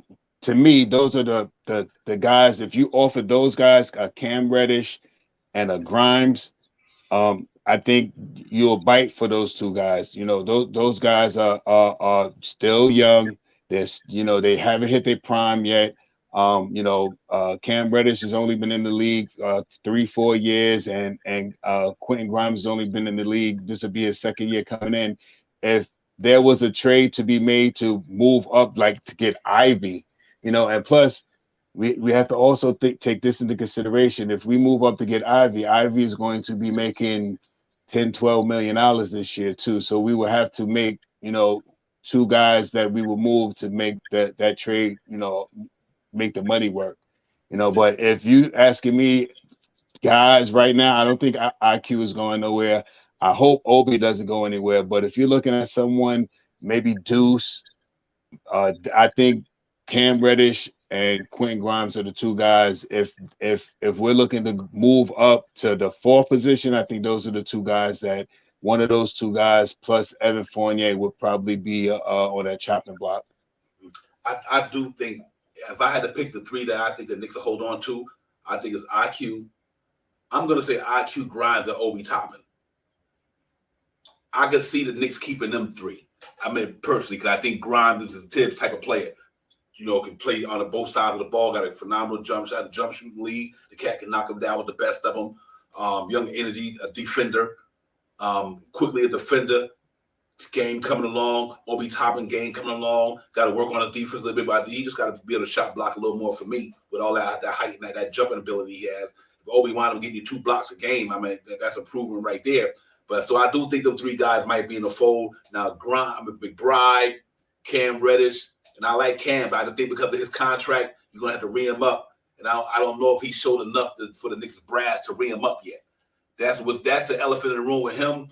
I hope the Knicks wind up letting the man play this year and see what he can do. Give him a fair shot, to be able to play with the team from the beginning of the year and get quality minutes. Then you'll see by the trading deadline, is he going to be a Knick? Or you say, you know what, we're going to trade him because we're not going to be able to extend him. So I think it's going to be instant, man. That's why, like I said, the Fournier thing, I can see that happening. To relinquish that money because I do think they're going to have to have some space to get these dudes. But let me ask you a question. We got my man deadline coming up, Mitchell Robinson. What you thinking with that?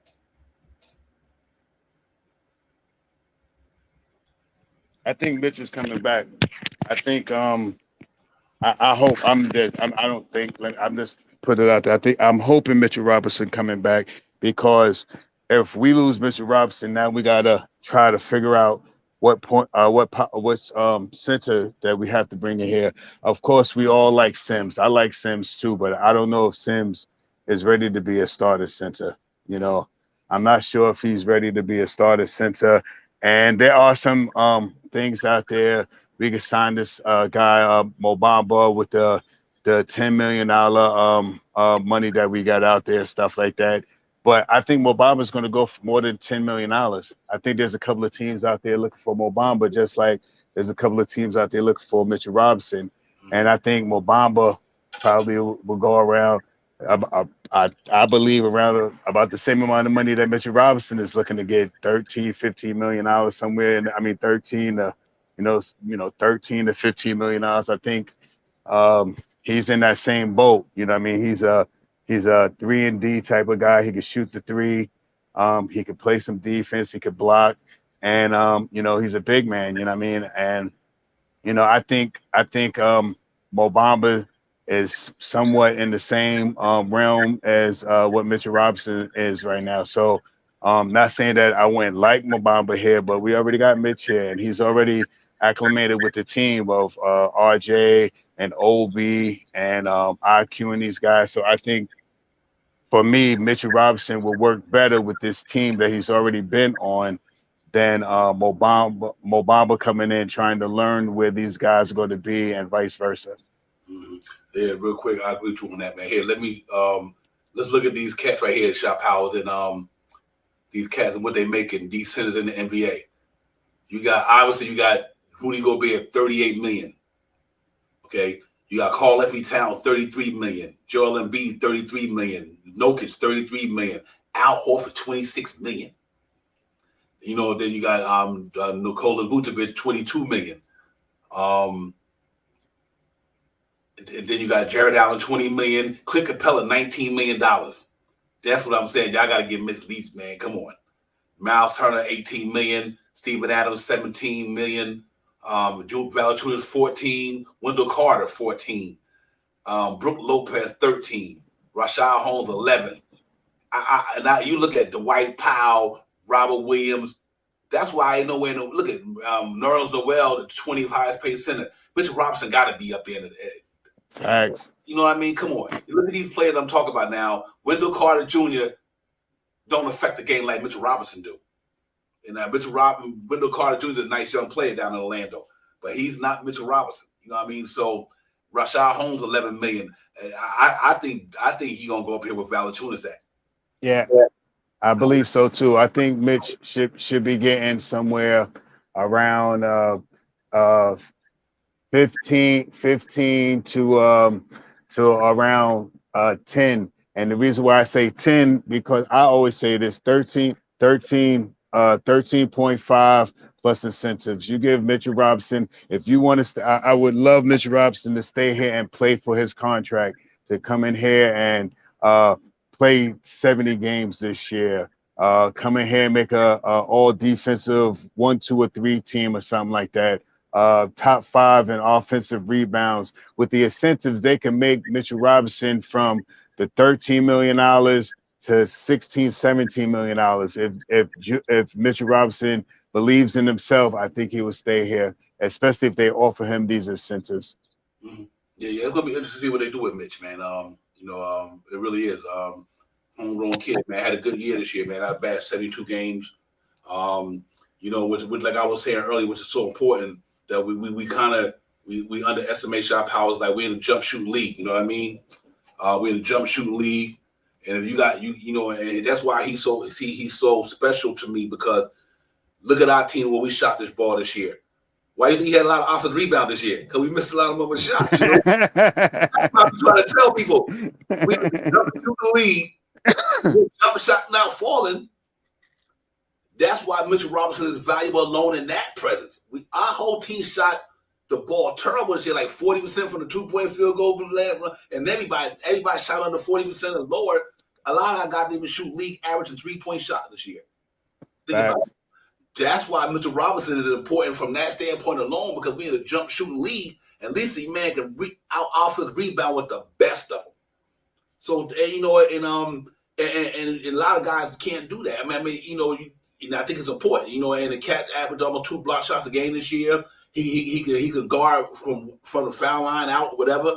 And I think when he got back in shape this year, you see the results. He was starting to really get in the game once he got back in shape. After being a 9-month hiatus with a broken foot, obviously then he got back and got in conditioning, and you see some of the old Mitchell Robinson. So the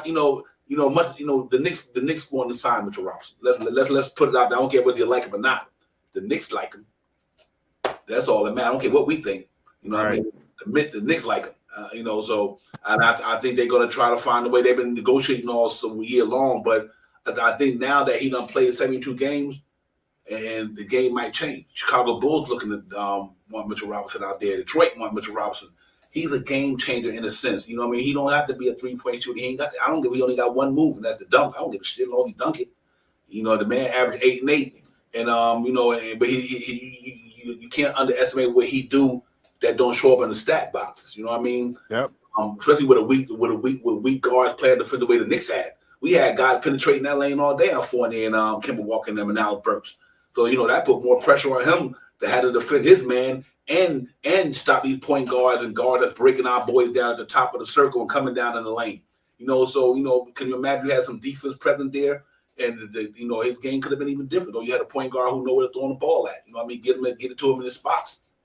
So a point guard makes a big difference, and I think obviously Mitch is the type of person who need a point guard to be effective. Clint Capella, they need a point guard to be effective. That's what him and Trae Young can get it popping so good. Right. And when Trae Young get in that lane, they gonna come up on Trae Young. He gonna throw the lob to Clint Capella. He get $19 million. You know what I mean? So, and you believe me, if Mitchell Robinson would have made a difference to me in the playoffs last year. You know what I mean? When we went to the playoffs last year, he would have made a big difference with the way he played Clint Capella and them. So he give 8 in the business. Go look at him and 8 and play together against each other. He be eating 8 up. You know what I mean? Mitch, for me, and I know you also, Divine, I'm a homer for Mitch, man. And the reason why, because we drafted him, and I think that him playing here, he's top, if I'm not mistaken, top 3. I'm gonna say top 5, but because I'm not exactly sure, but at least top 5 in putbacks off of offensive rebounds. You know what I mean? He is very strong with that, man. And during the season, you have seen Mitchell Robinson have some breakout games, 20 points a night, 17 rebounds, 8 block shots, and I always say this, man, Mitch may not get a block shot a game, but he almost make a block shots about 10, 12 times a game. He may not block the shot, but he alters at least 8 to 10 shots a game, man. And that's something that the New York Knicks really need, man, because if we lose our center defensive presence, man, where are we going to go no matter what? And I understand about getting the as the league is evolving and players shoot the big men are shooting more shots and stuff like that. if you really look at the league right now, there are big men out there shooting the 3-pointers, but a lot of them are not shooting Right. percentage wise. They're percentage wise. They're shooting the shots, but they're like 30%, 32%, 34%. You know, they're not even, you know, they're shooting. There's for instance, Mobamba. I think Mobamba is shooting 34, almost 35%, which is good. But he's only taking. I mean, he's not like he's out there shooting 7, 8 shots a night. You know what I mean, from 3-point. Now I seen some of Mobamba's games. I watched a couple of his games and stuff like that on YouTube, and this guy has tore it up in some of the games, shooting 6 3-pointers and doing stuff like that and stuff like that. But it's not every game. That's not every game. And I've seen him in some games shoot 6 shots and hit 1 3-pointer. You know, so you know the league is evolving. Yes, the big man needs to maybe not be inside the post to clog up the lane. Yes, I understand that. But if you have a point guard that can lead, the one thing that I say, it's totally different if we're playing a more pace with our game. If we're up and down with the ball instead of playing a half court game. If we're playing up and down and we got 2 guys on the wing and Mitchell Robinson coming down with IQ coming down, it's a totally different ball game than to come down, set up, pass the ball, move. You know, if we come down and we're running, you got, you know, hypothetically, we got Obi Toppin on one wing, we got Cam Reddish on one wing, you got you got IQ coming down the middle. These guys are running. These guys ain't coming down and then they're gonna stop the ball and pass it back out, and unless they don't have a shot. So I think the pace of what we can do with this young nucleus would be different than what we had last year. That's what I believe. Yeah, and put like this here, and let's crush the big man shooting 3-point theory. Any big men shooting 3-point shot in the NBA Finals right now? Right. Robert Williams don't shoot the 3 ball. He in the finals. Robert Williams is like a Mitchell Robinson. He in the finals. He ain't no 3-point shooter. Looney ain't a 3-point shooter. Let's go to the series before that. Bam Adebayo ain't a 3-point shooter. Facts. You know what I mean? Let's go to the series before that. Andre Drummond, them ain't no 3-point shooters. Right. DeAndre Ayton not a 3-point shooter. You know, let's not get to it. Brook Lopez can shoot it. But yeah, he can shoot it. Yeah, so I think that's, you know, I think the Robert Williams and the Mitchell Robinson is important, man. You need cats who could defend down there and could block shots and disrupt defense. That's why you made Doka and them boys gave that man $11 million, because he affects the game in a certain way. You know, imagine if I'm gonna tell you something right now. Can you imagine if James Wiseman was playing right now? Think about James Wiseman. If James Wiseman was playing, and if James Wiseman wasn't injured, playing for the Golden State Warriors right now. You know what I mean? So I mean, you know, the big man, they ain't gone nowhere.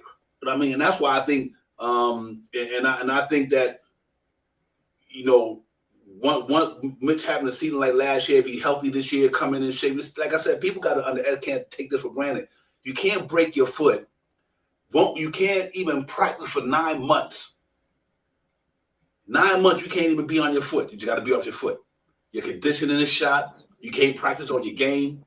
And he still came in in the beginning of the season, played the opening night, and still put up some good numbers. And then as the season went on, he got his condition back. Look how Mitchell Robinson was playing at the end of the year.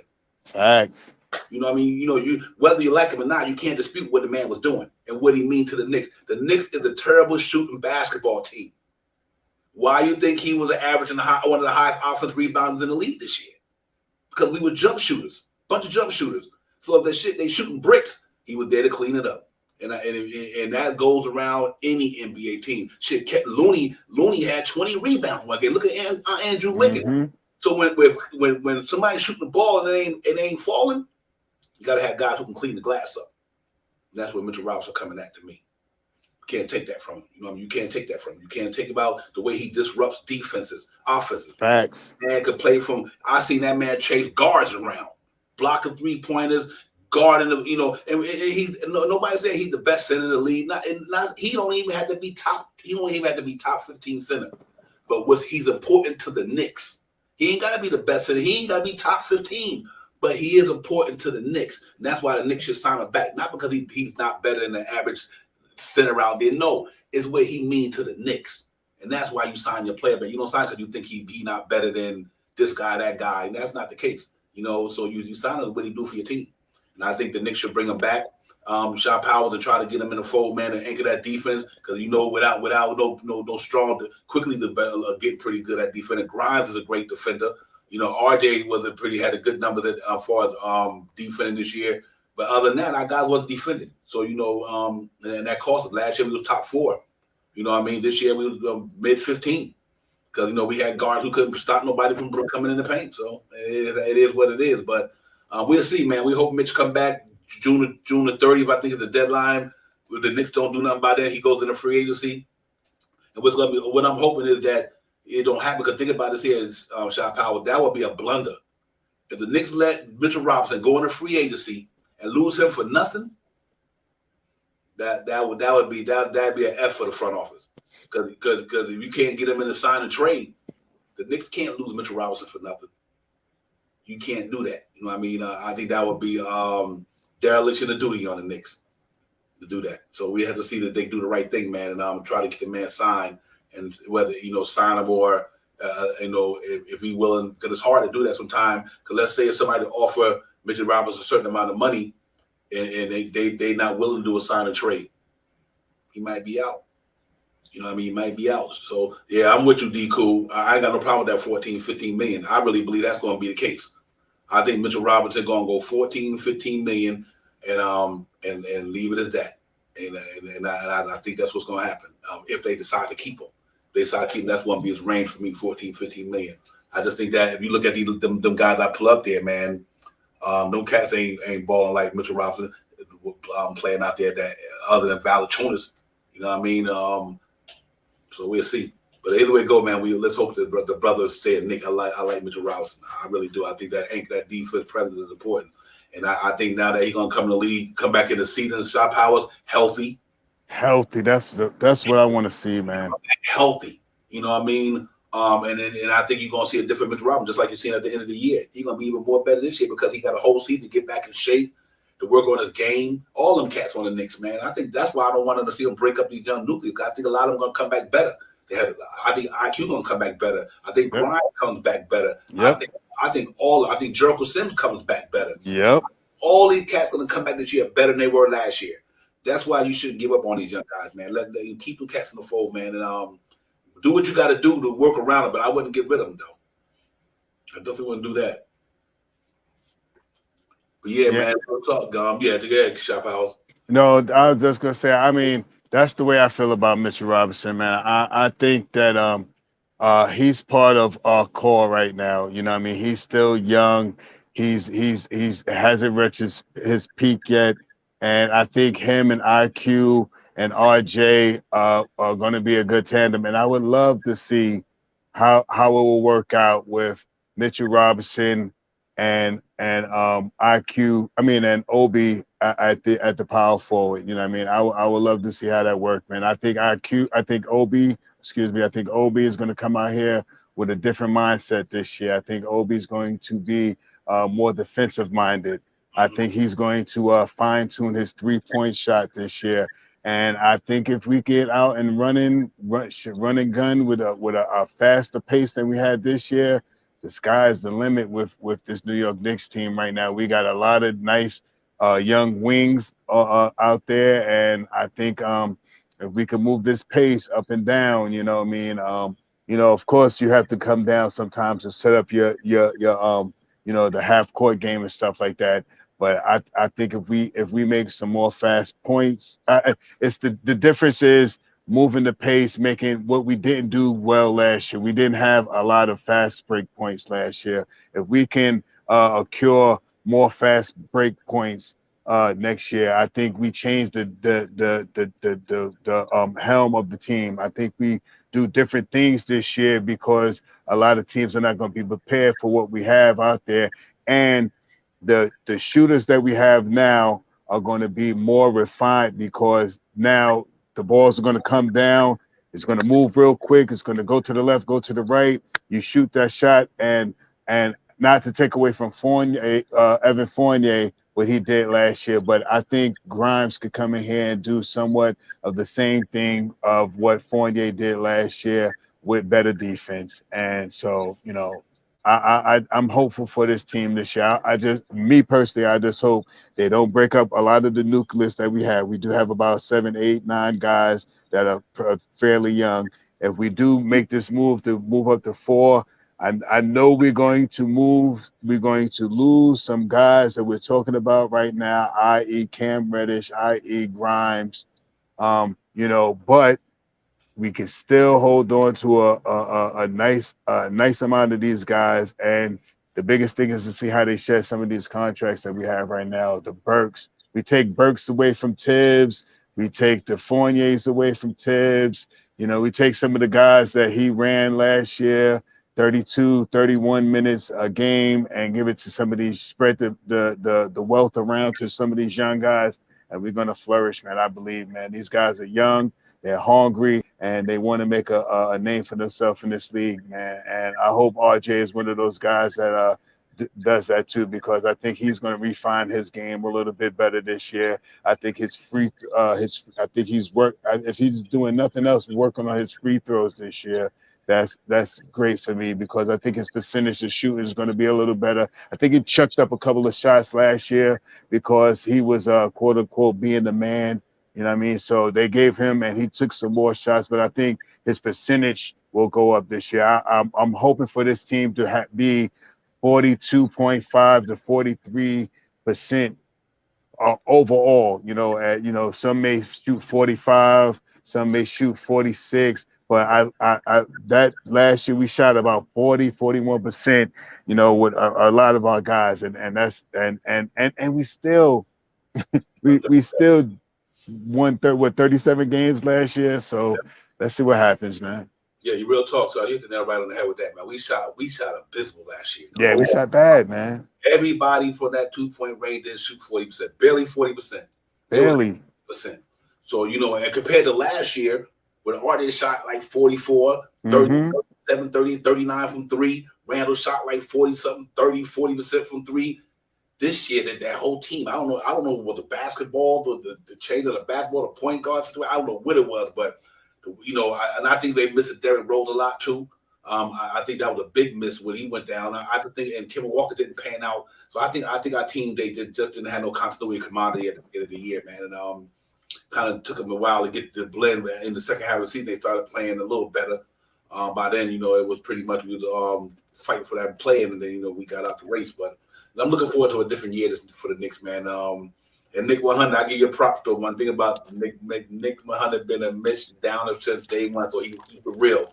That's one salute to you, Nick 100, because he's not a Mitch guy. He been on Mitch Cape since I've been since our Knicks Real Talk started last year. So the brother keeping the 100 up in there, I give him that for real. You know, but like guys like us who think he makes a difference in that basketball, we'll love to have him back. You know, I'm good with that. But other than that, man, it was great to be back though, man. We're going to get up out of here. Great show. It's great to be back, everybody, man. We was on a sabbatical for a while. I was on vacation. It was wonderful, man. Got some good beach weather in, and now it's real talk. We back in the building, man. We'll see you cats Thursday night. We get it popping again. Hopefully by then, guys, something else will change. Something will come up. We make some type of moves. We'll see what's going on with the Johnnie Bryant situation. I don't think Utah hired anybody yet. So we'll see if he's going to be in the fold. We know what else signing Rick Brunson. I always thought that we might have signed Rick Brunson because that Johnnie Bryant might walk. Facts. You know what I mean? So I said, well, let's bring in Rick Brunson. He coached with Tibbs in Chicago, like I said earlier, Chicago and Minnesota. Just in case Johnnie Bryant get that position, then you brought in Rick Brunson because you would have lost him and had nobody else. That'd have been kind of bitter losing Kenny Payne and Johnnie Bryant. Didn't bring nobody to replace any of them. So I do think that was a smart move by the Knicks to get him some familiarity with the somebody who know how he coach. And but at the same time, I hope that Johnnie Bryant stay, man, and take the reign from Tibbs when it's time. You know what I mean? And I'm hoping to work out that way too, especially if everybody think that he can help get Donovan Mitchell over here. You know what I mean? You never know. So we got to keep our ear to the ground and see what happens. But I'm looking forward to the season, Shot Powers, man. I really am. I think the Knicks going to be pretty good. I really do. I think last year we just got caught with the injury bug. You know what I mean? Just like the Lakers caught with the injury bug, just like the Clippers got caught with the injury bug. a lot of teams got caught with the injury bug in the NBA. And I think losing Nerlens Noel and Derrick Rose was big for us because they had so much of a good year the past year. And then you made that took Alex Burks, moved them to the 1. So now think about this here. You lost Alex Burks 11 or 12 off the bench, and you lost Derrick Rose 13 points off the bench. You know what I mean? And none of them young guys can come in there and fulfill what they did. So losing 26 points off the bench, 24 points off your second unit, maybe that equated to maybe 18. We lost 18 because I don't think Grimes and God had a good season. They only made 4 or 6 points a game. So when you brought Alex Burks and put him in the starting lineup, and then you lost Derrick Rose, that hurt the Knicks, man, big time. You know what I mean? It hurt the Knicks, and you know what else it hurt? It hurt IQ in the beginning of the season to have someone to lean on. I believe Derrick Rose going down hurt IQ a little bit because now everything was pushed onto IQ to make the decisions, especially with following up with Burks and stuff like that. So, we used to see IQ and D Rose come in on the second unit. When IQ came in, now he didn't have someone to help him facilitate, to spy himself up to shoot a little better and stuff like that. Mm-hmm. So, but as the year evolved, IQ got better with what he was doing, and he turned himself from being a guard into being more of a point guard. I believe IQ is our starting point guard next year. Unless we move up and get this unless we move up and get Jaden Ivey. I'm gonna tell you right now, I'm not with the Malcolm Brogdon thing. No, I'm not with that. I don't care what nobody say. I don't care. He got his contract. I ain't with it. And I ain't with that injury history. I'm just not with that, man. I wouldn't give up something to get Malcolm Brogdon here. I'm not with Brogdon. Only if from out of the names that's been out there, there is one guy that I would consider for 1 year. Well, there's 2 guys, and KJ ain't here. I'm gonna say, I'm gonna say his boy Westbrook. I would consider that for 1 year to get off of 3 guys and bring him back here, and we get a little delusional about what Westbrook does. Yes, he did have a horrible year. I don't want to say horrible because he scored 8. I think it was 18 points, right? Yeah, something like that. So he didn't have one of his acquiesce years that he's used to. And another guy that I wouldn't mind seeing here is D'Lo, D'Angelo Russell. I wouldn't mind seeing him here. He's also on if I'm not mistaken, an aspiring contract as well. So those 2 guys to get him in here to take some money off our books, to bring these guys in here for 1 year or even half the season till the trade deadline comes around and maybe move these guys. I mean, I wouldn't be opposed to those 2 guys, but Brogdon, I'm good with Brogdon. I even had some scenarios with Haywood. I'm good with Haywood. I'm good with all these other guys because they're taken away from the young nucleus. D'Lo, I kind of like D'Lo, and I think if he had a change of scenery to come back to a New York and to play with him being a little older than the guys that we have on the court, he's a facilitator. He could score when he wants to. He does sometimes play, a little lackadaisical, but I believe if he comes back to New York, on the New York Knicks instead of Brooklyn, I think he would re-innovate his game. I think he could push the ball.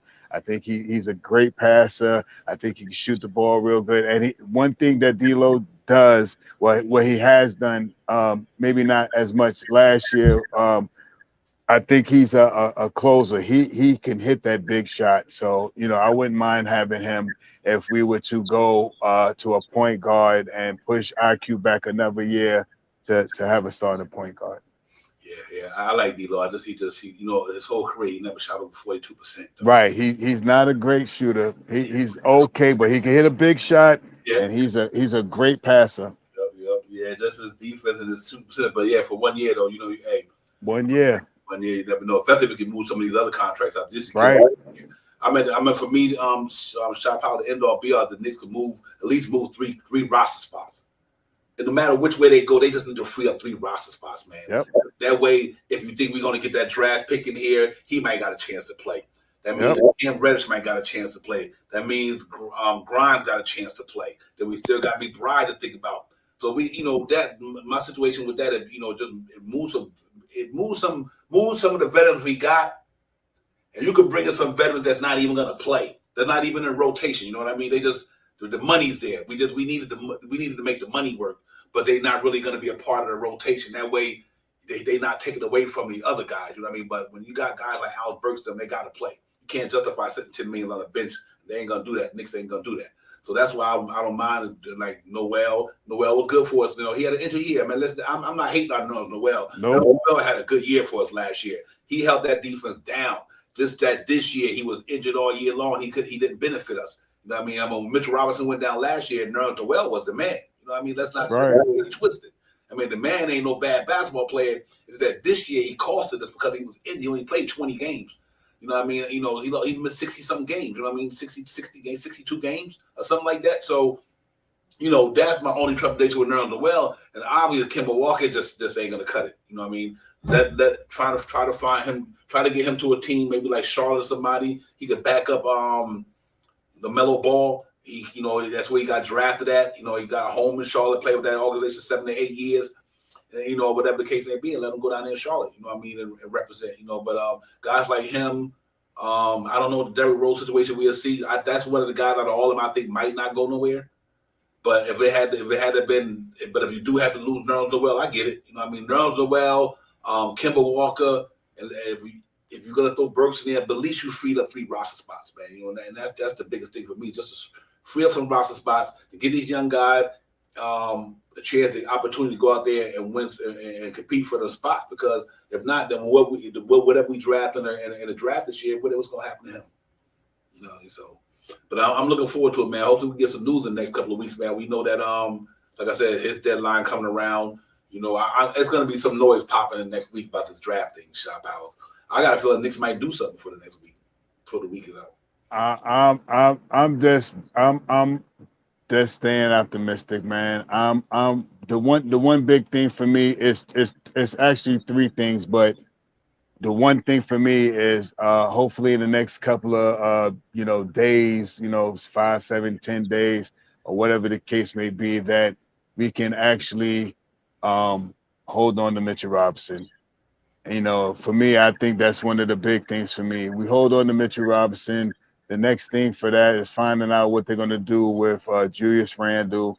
And then right after the Julius Randle thing is the 4 guys that we just mentioned, the Burks, the Noel, the Kemba, and the Evan Fournier, and find out what we're going to do with those guys, so we can see what we could do with the young guy and who we have to pick up in the draft. If we move Julius and pick up the 7th pick or the 4th pick, or however that thing works out, you know what I mean? That's the second thing. The first thing, I want us to solidify our center position. And I hope, if it is the fact that Mitch goes out to look to see what he can get out on the market and be like, look, New York Knicks, they're offering me $16 million over here in Detroit, which I don't think Detroit is going to offer him that much. But just say $16 million, I want to stay here. What you going to do for me? And I hope they can hit him with that 13.5 with incentives. That'll make that $16 million real easy to get. This way they're going to give him his contract money.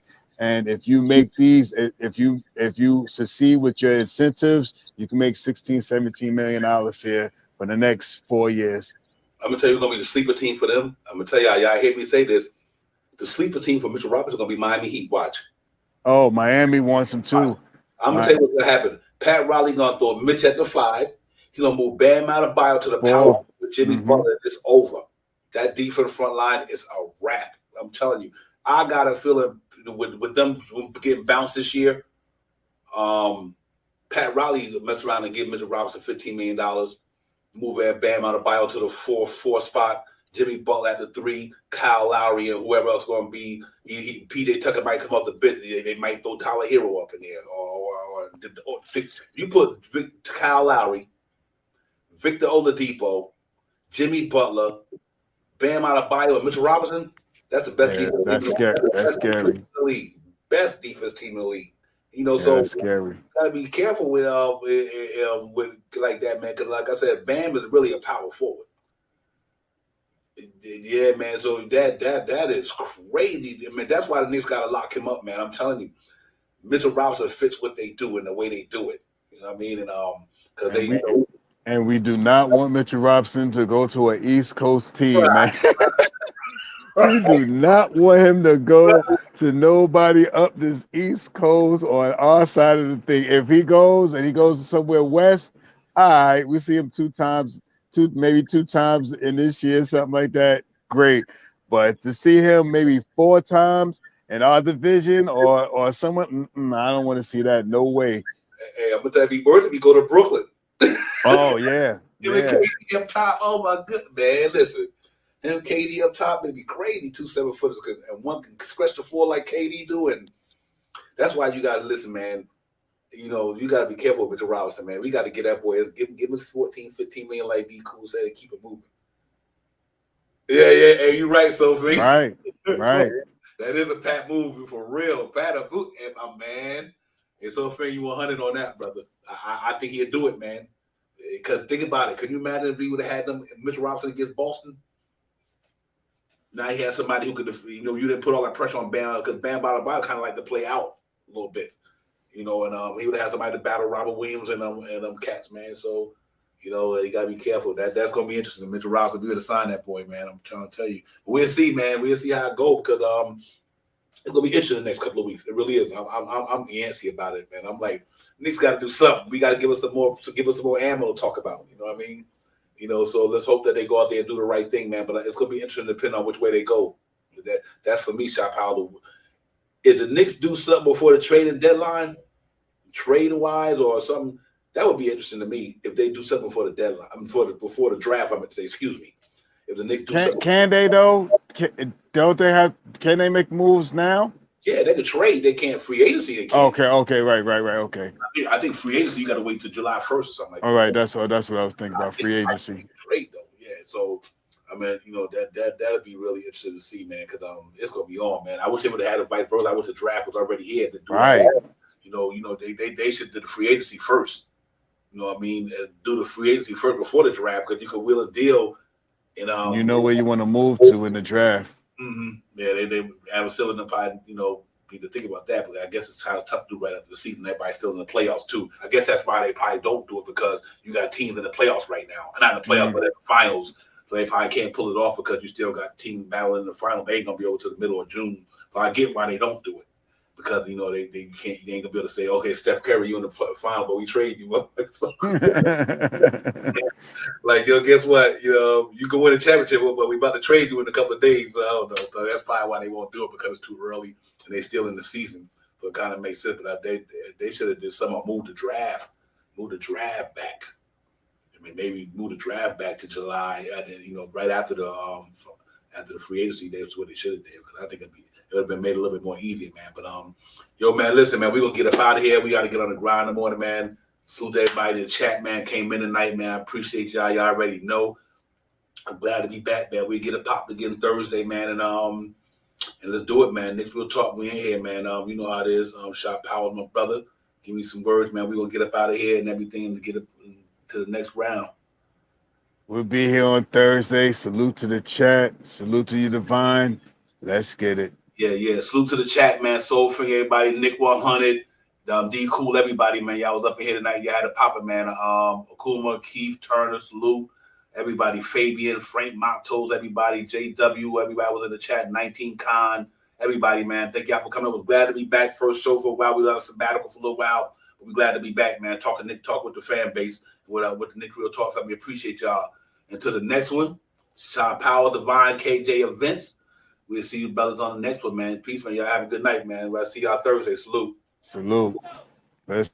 Time for Divine Shot, KJ Events. This Real Talk's the brand. You understand how we do, my man. I'm on that Friday night Nick shit, dripping in Nick shit. Up in the world, most famous arena. With a click, that's the conglomerate. Nick's Real Talk, the real prominent. I'm a bit like the Omicron variants, I'm dominant. Paying homage to the cat in the chat. That's where it's at. I'm hearing that. You don't care for how early we straight. stay facts, we interact with the mob and God. Up in the pod, the squad, the side. My entourage be on the job, my energy, 50 tripping in temple. As they took my game plan, let my brand for loop and pursuit. Going hard like the New York City gritty committee. Cause that the Knicks we know is pretty, but we all stay giddy. But we embrace the fan base, hit the link, empty your mace. Create the logo when there's headspace that appear like square space. Staring down on the Chase Bridge, look at that Knicks City drip. And 50 Dexys on the court, looking pretty legit. I stay true to the orange and blue. I thought you knew for him a few bars that shine like stars divine on Mount Mars. Knicks real talk. Here we go, let's go. Knicks real talk right here. I'm representing Knicks real talk. right here. Let's get it. Here we go, let's go. We here in the building. Knicks real talk. Let's get it. Here we go, let's go. Yeah, for real. Yes, sir. Knicks real talk. We here. Here we go, let's go. Let's get it. Let's get it. Yeah, for real. Yes, sir. Let's get it.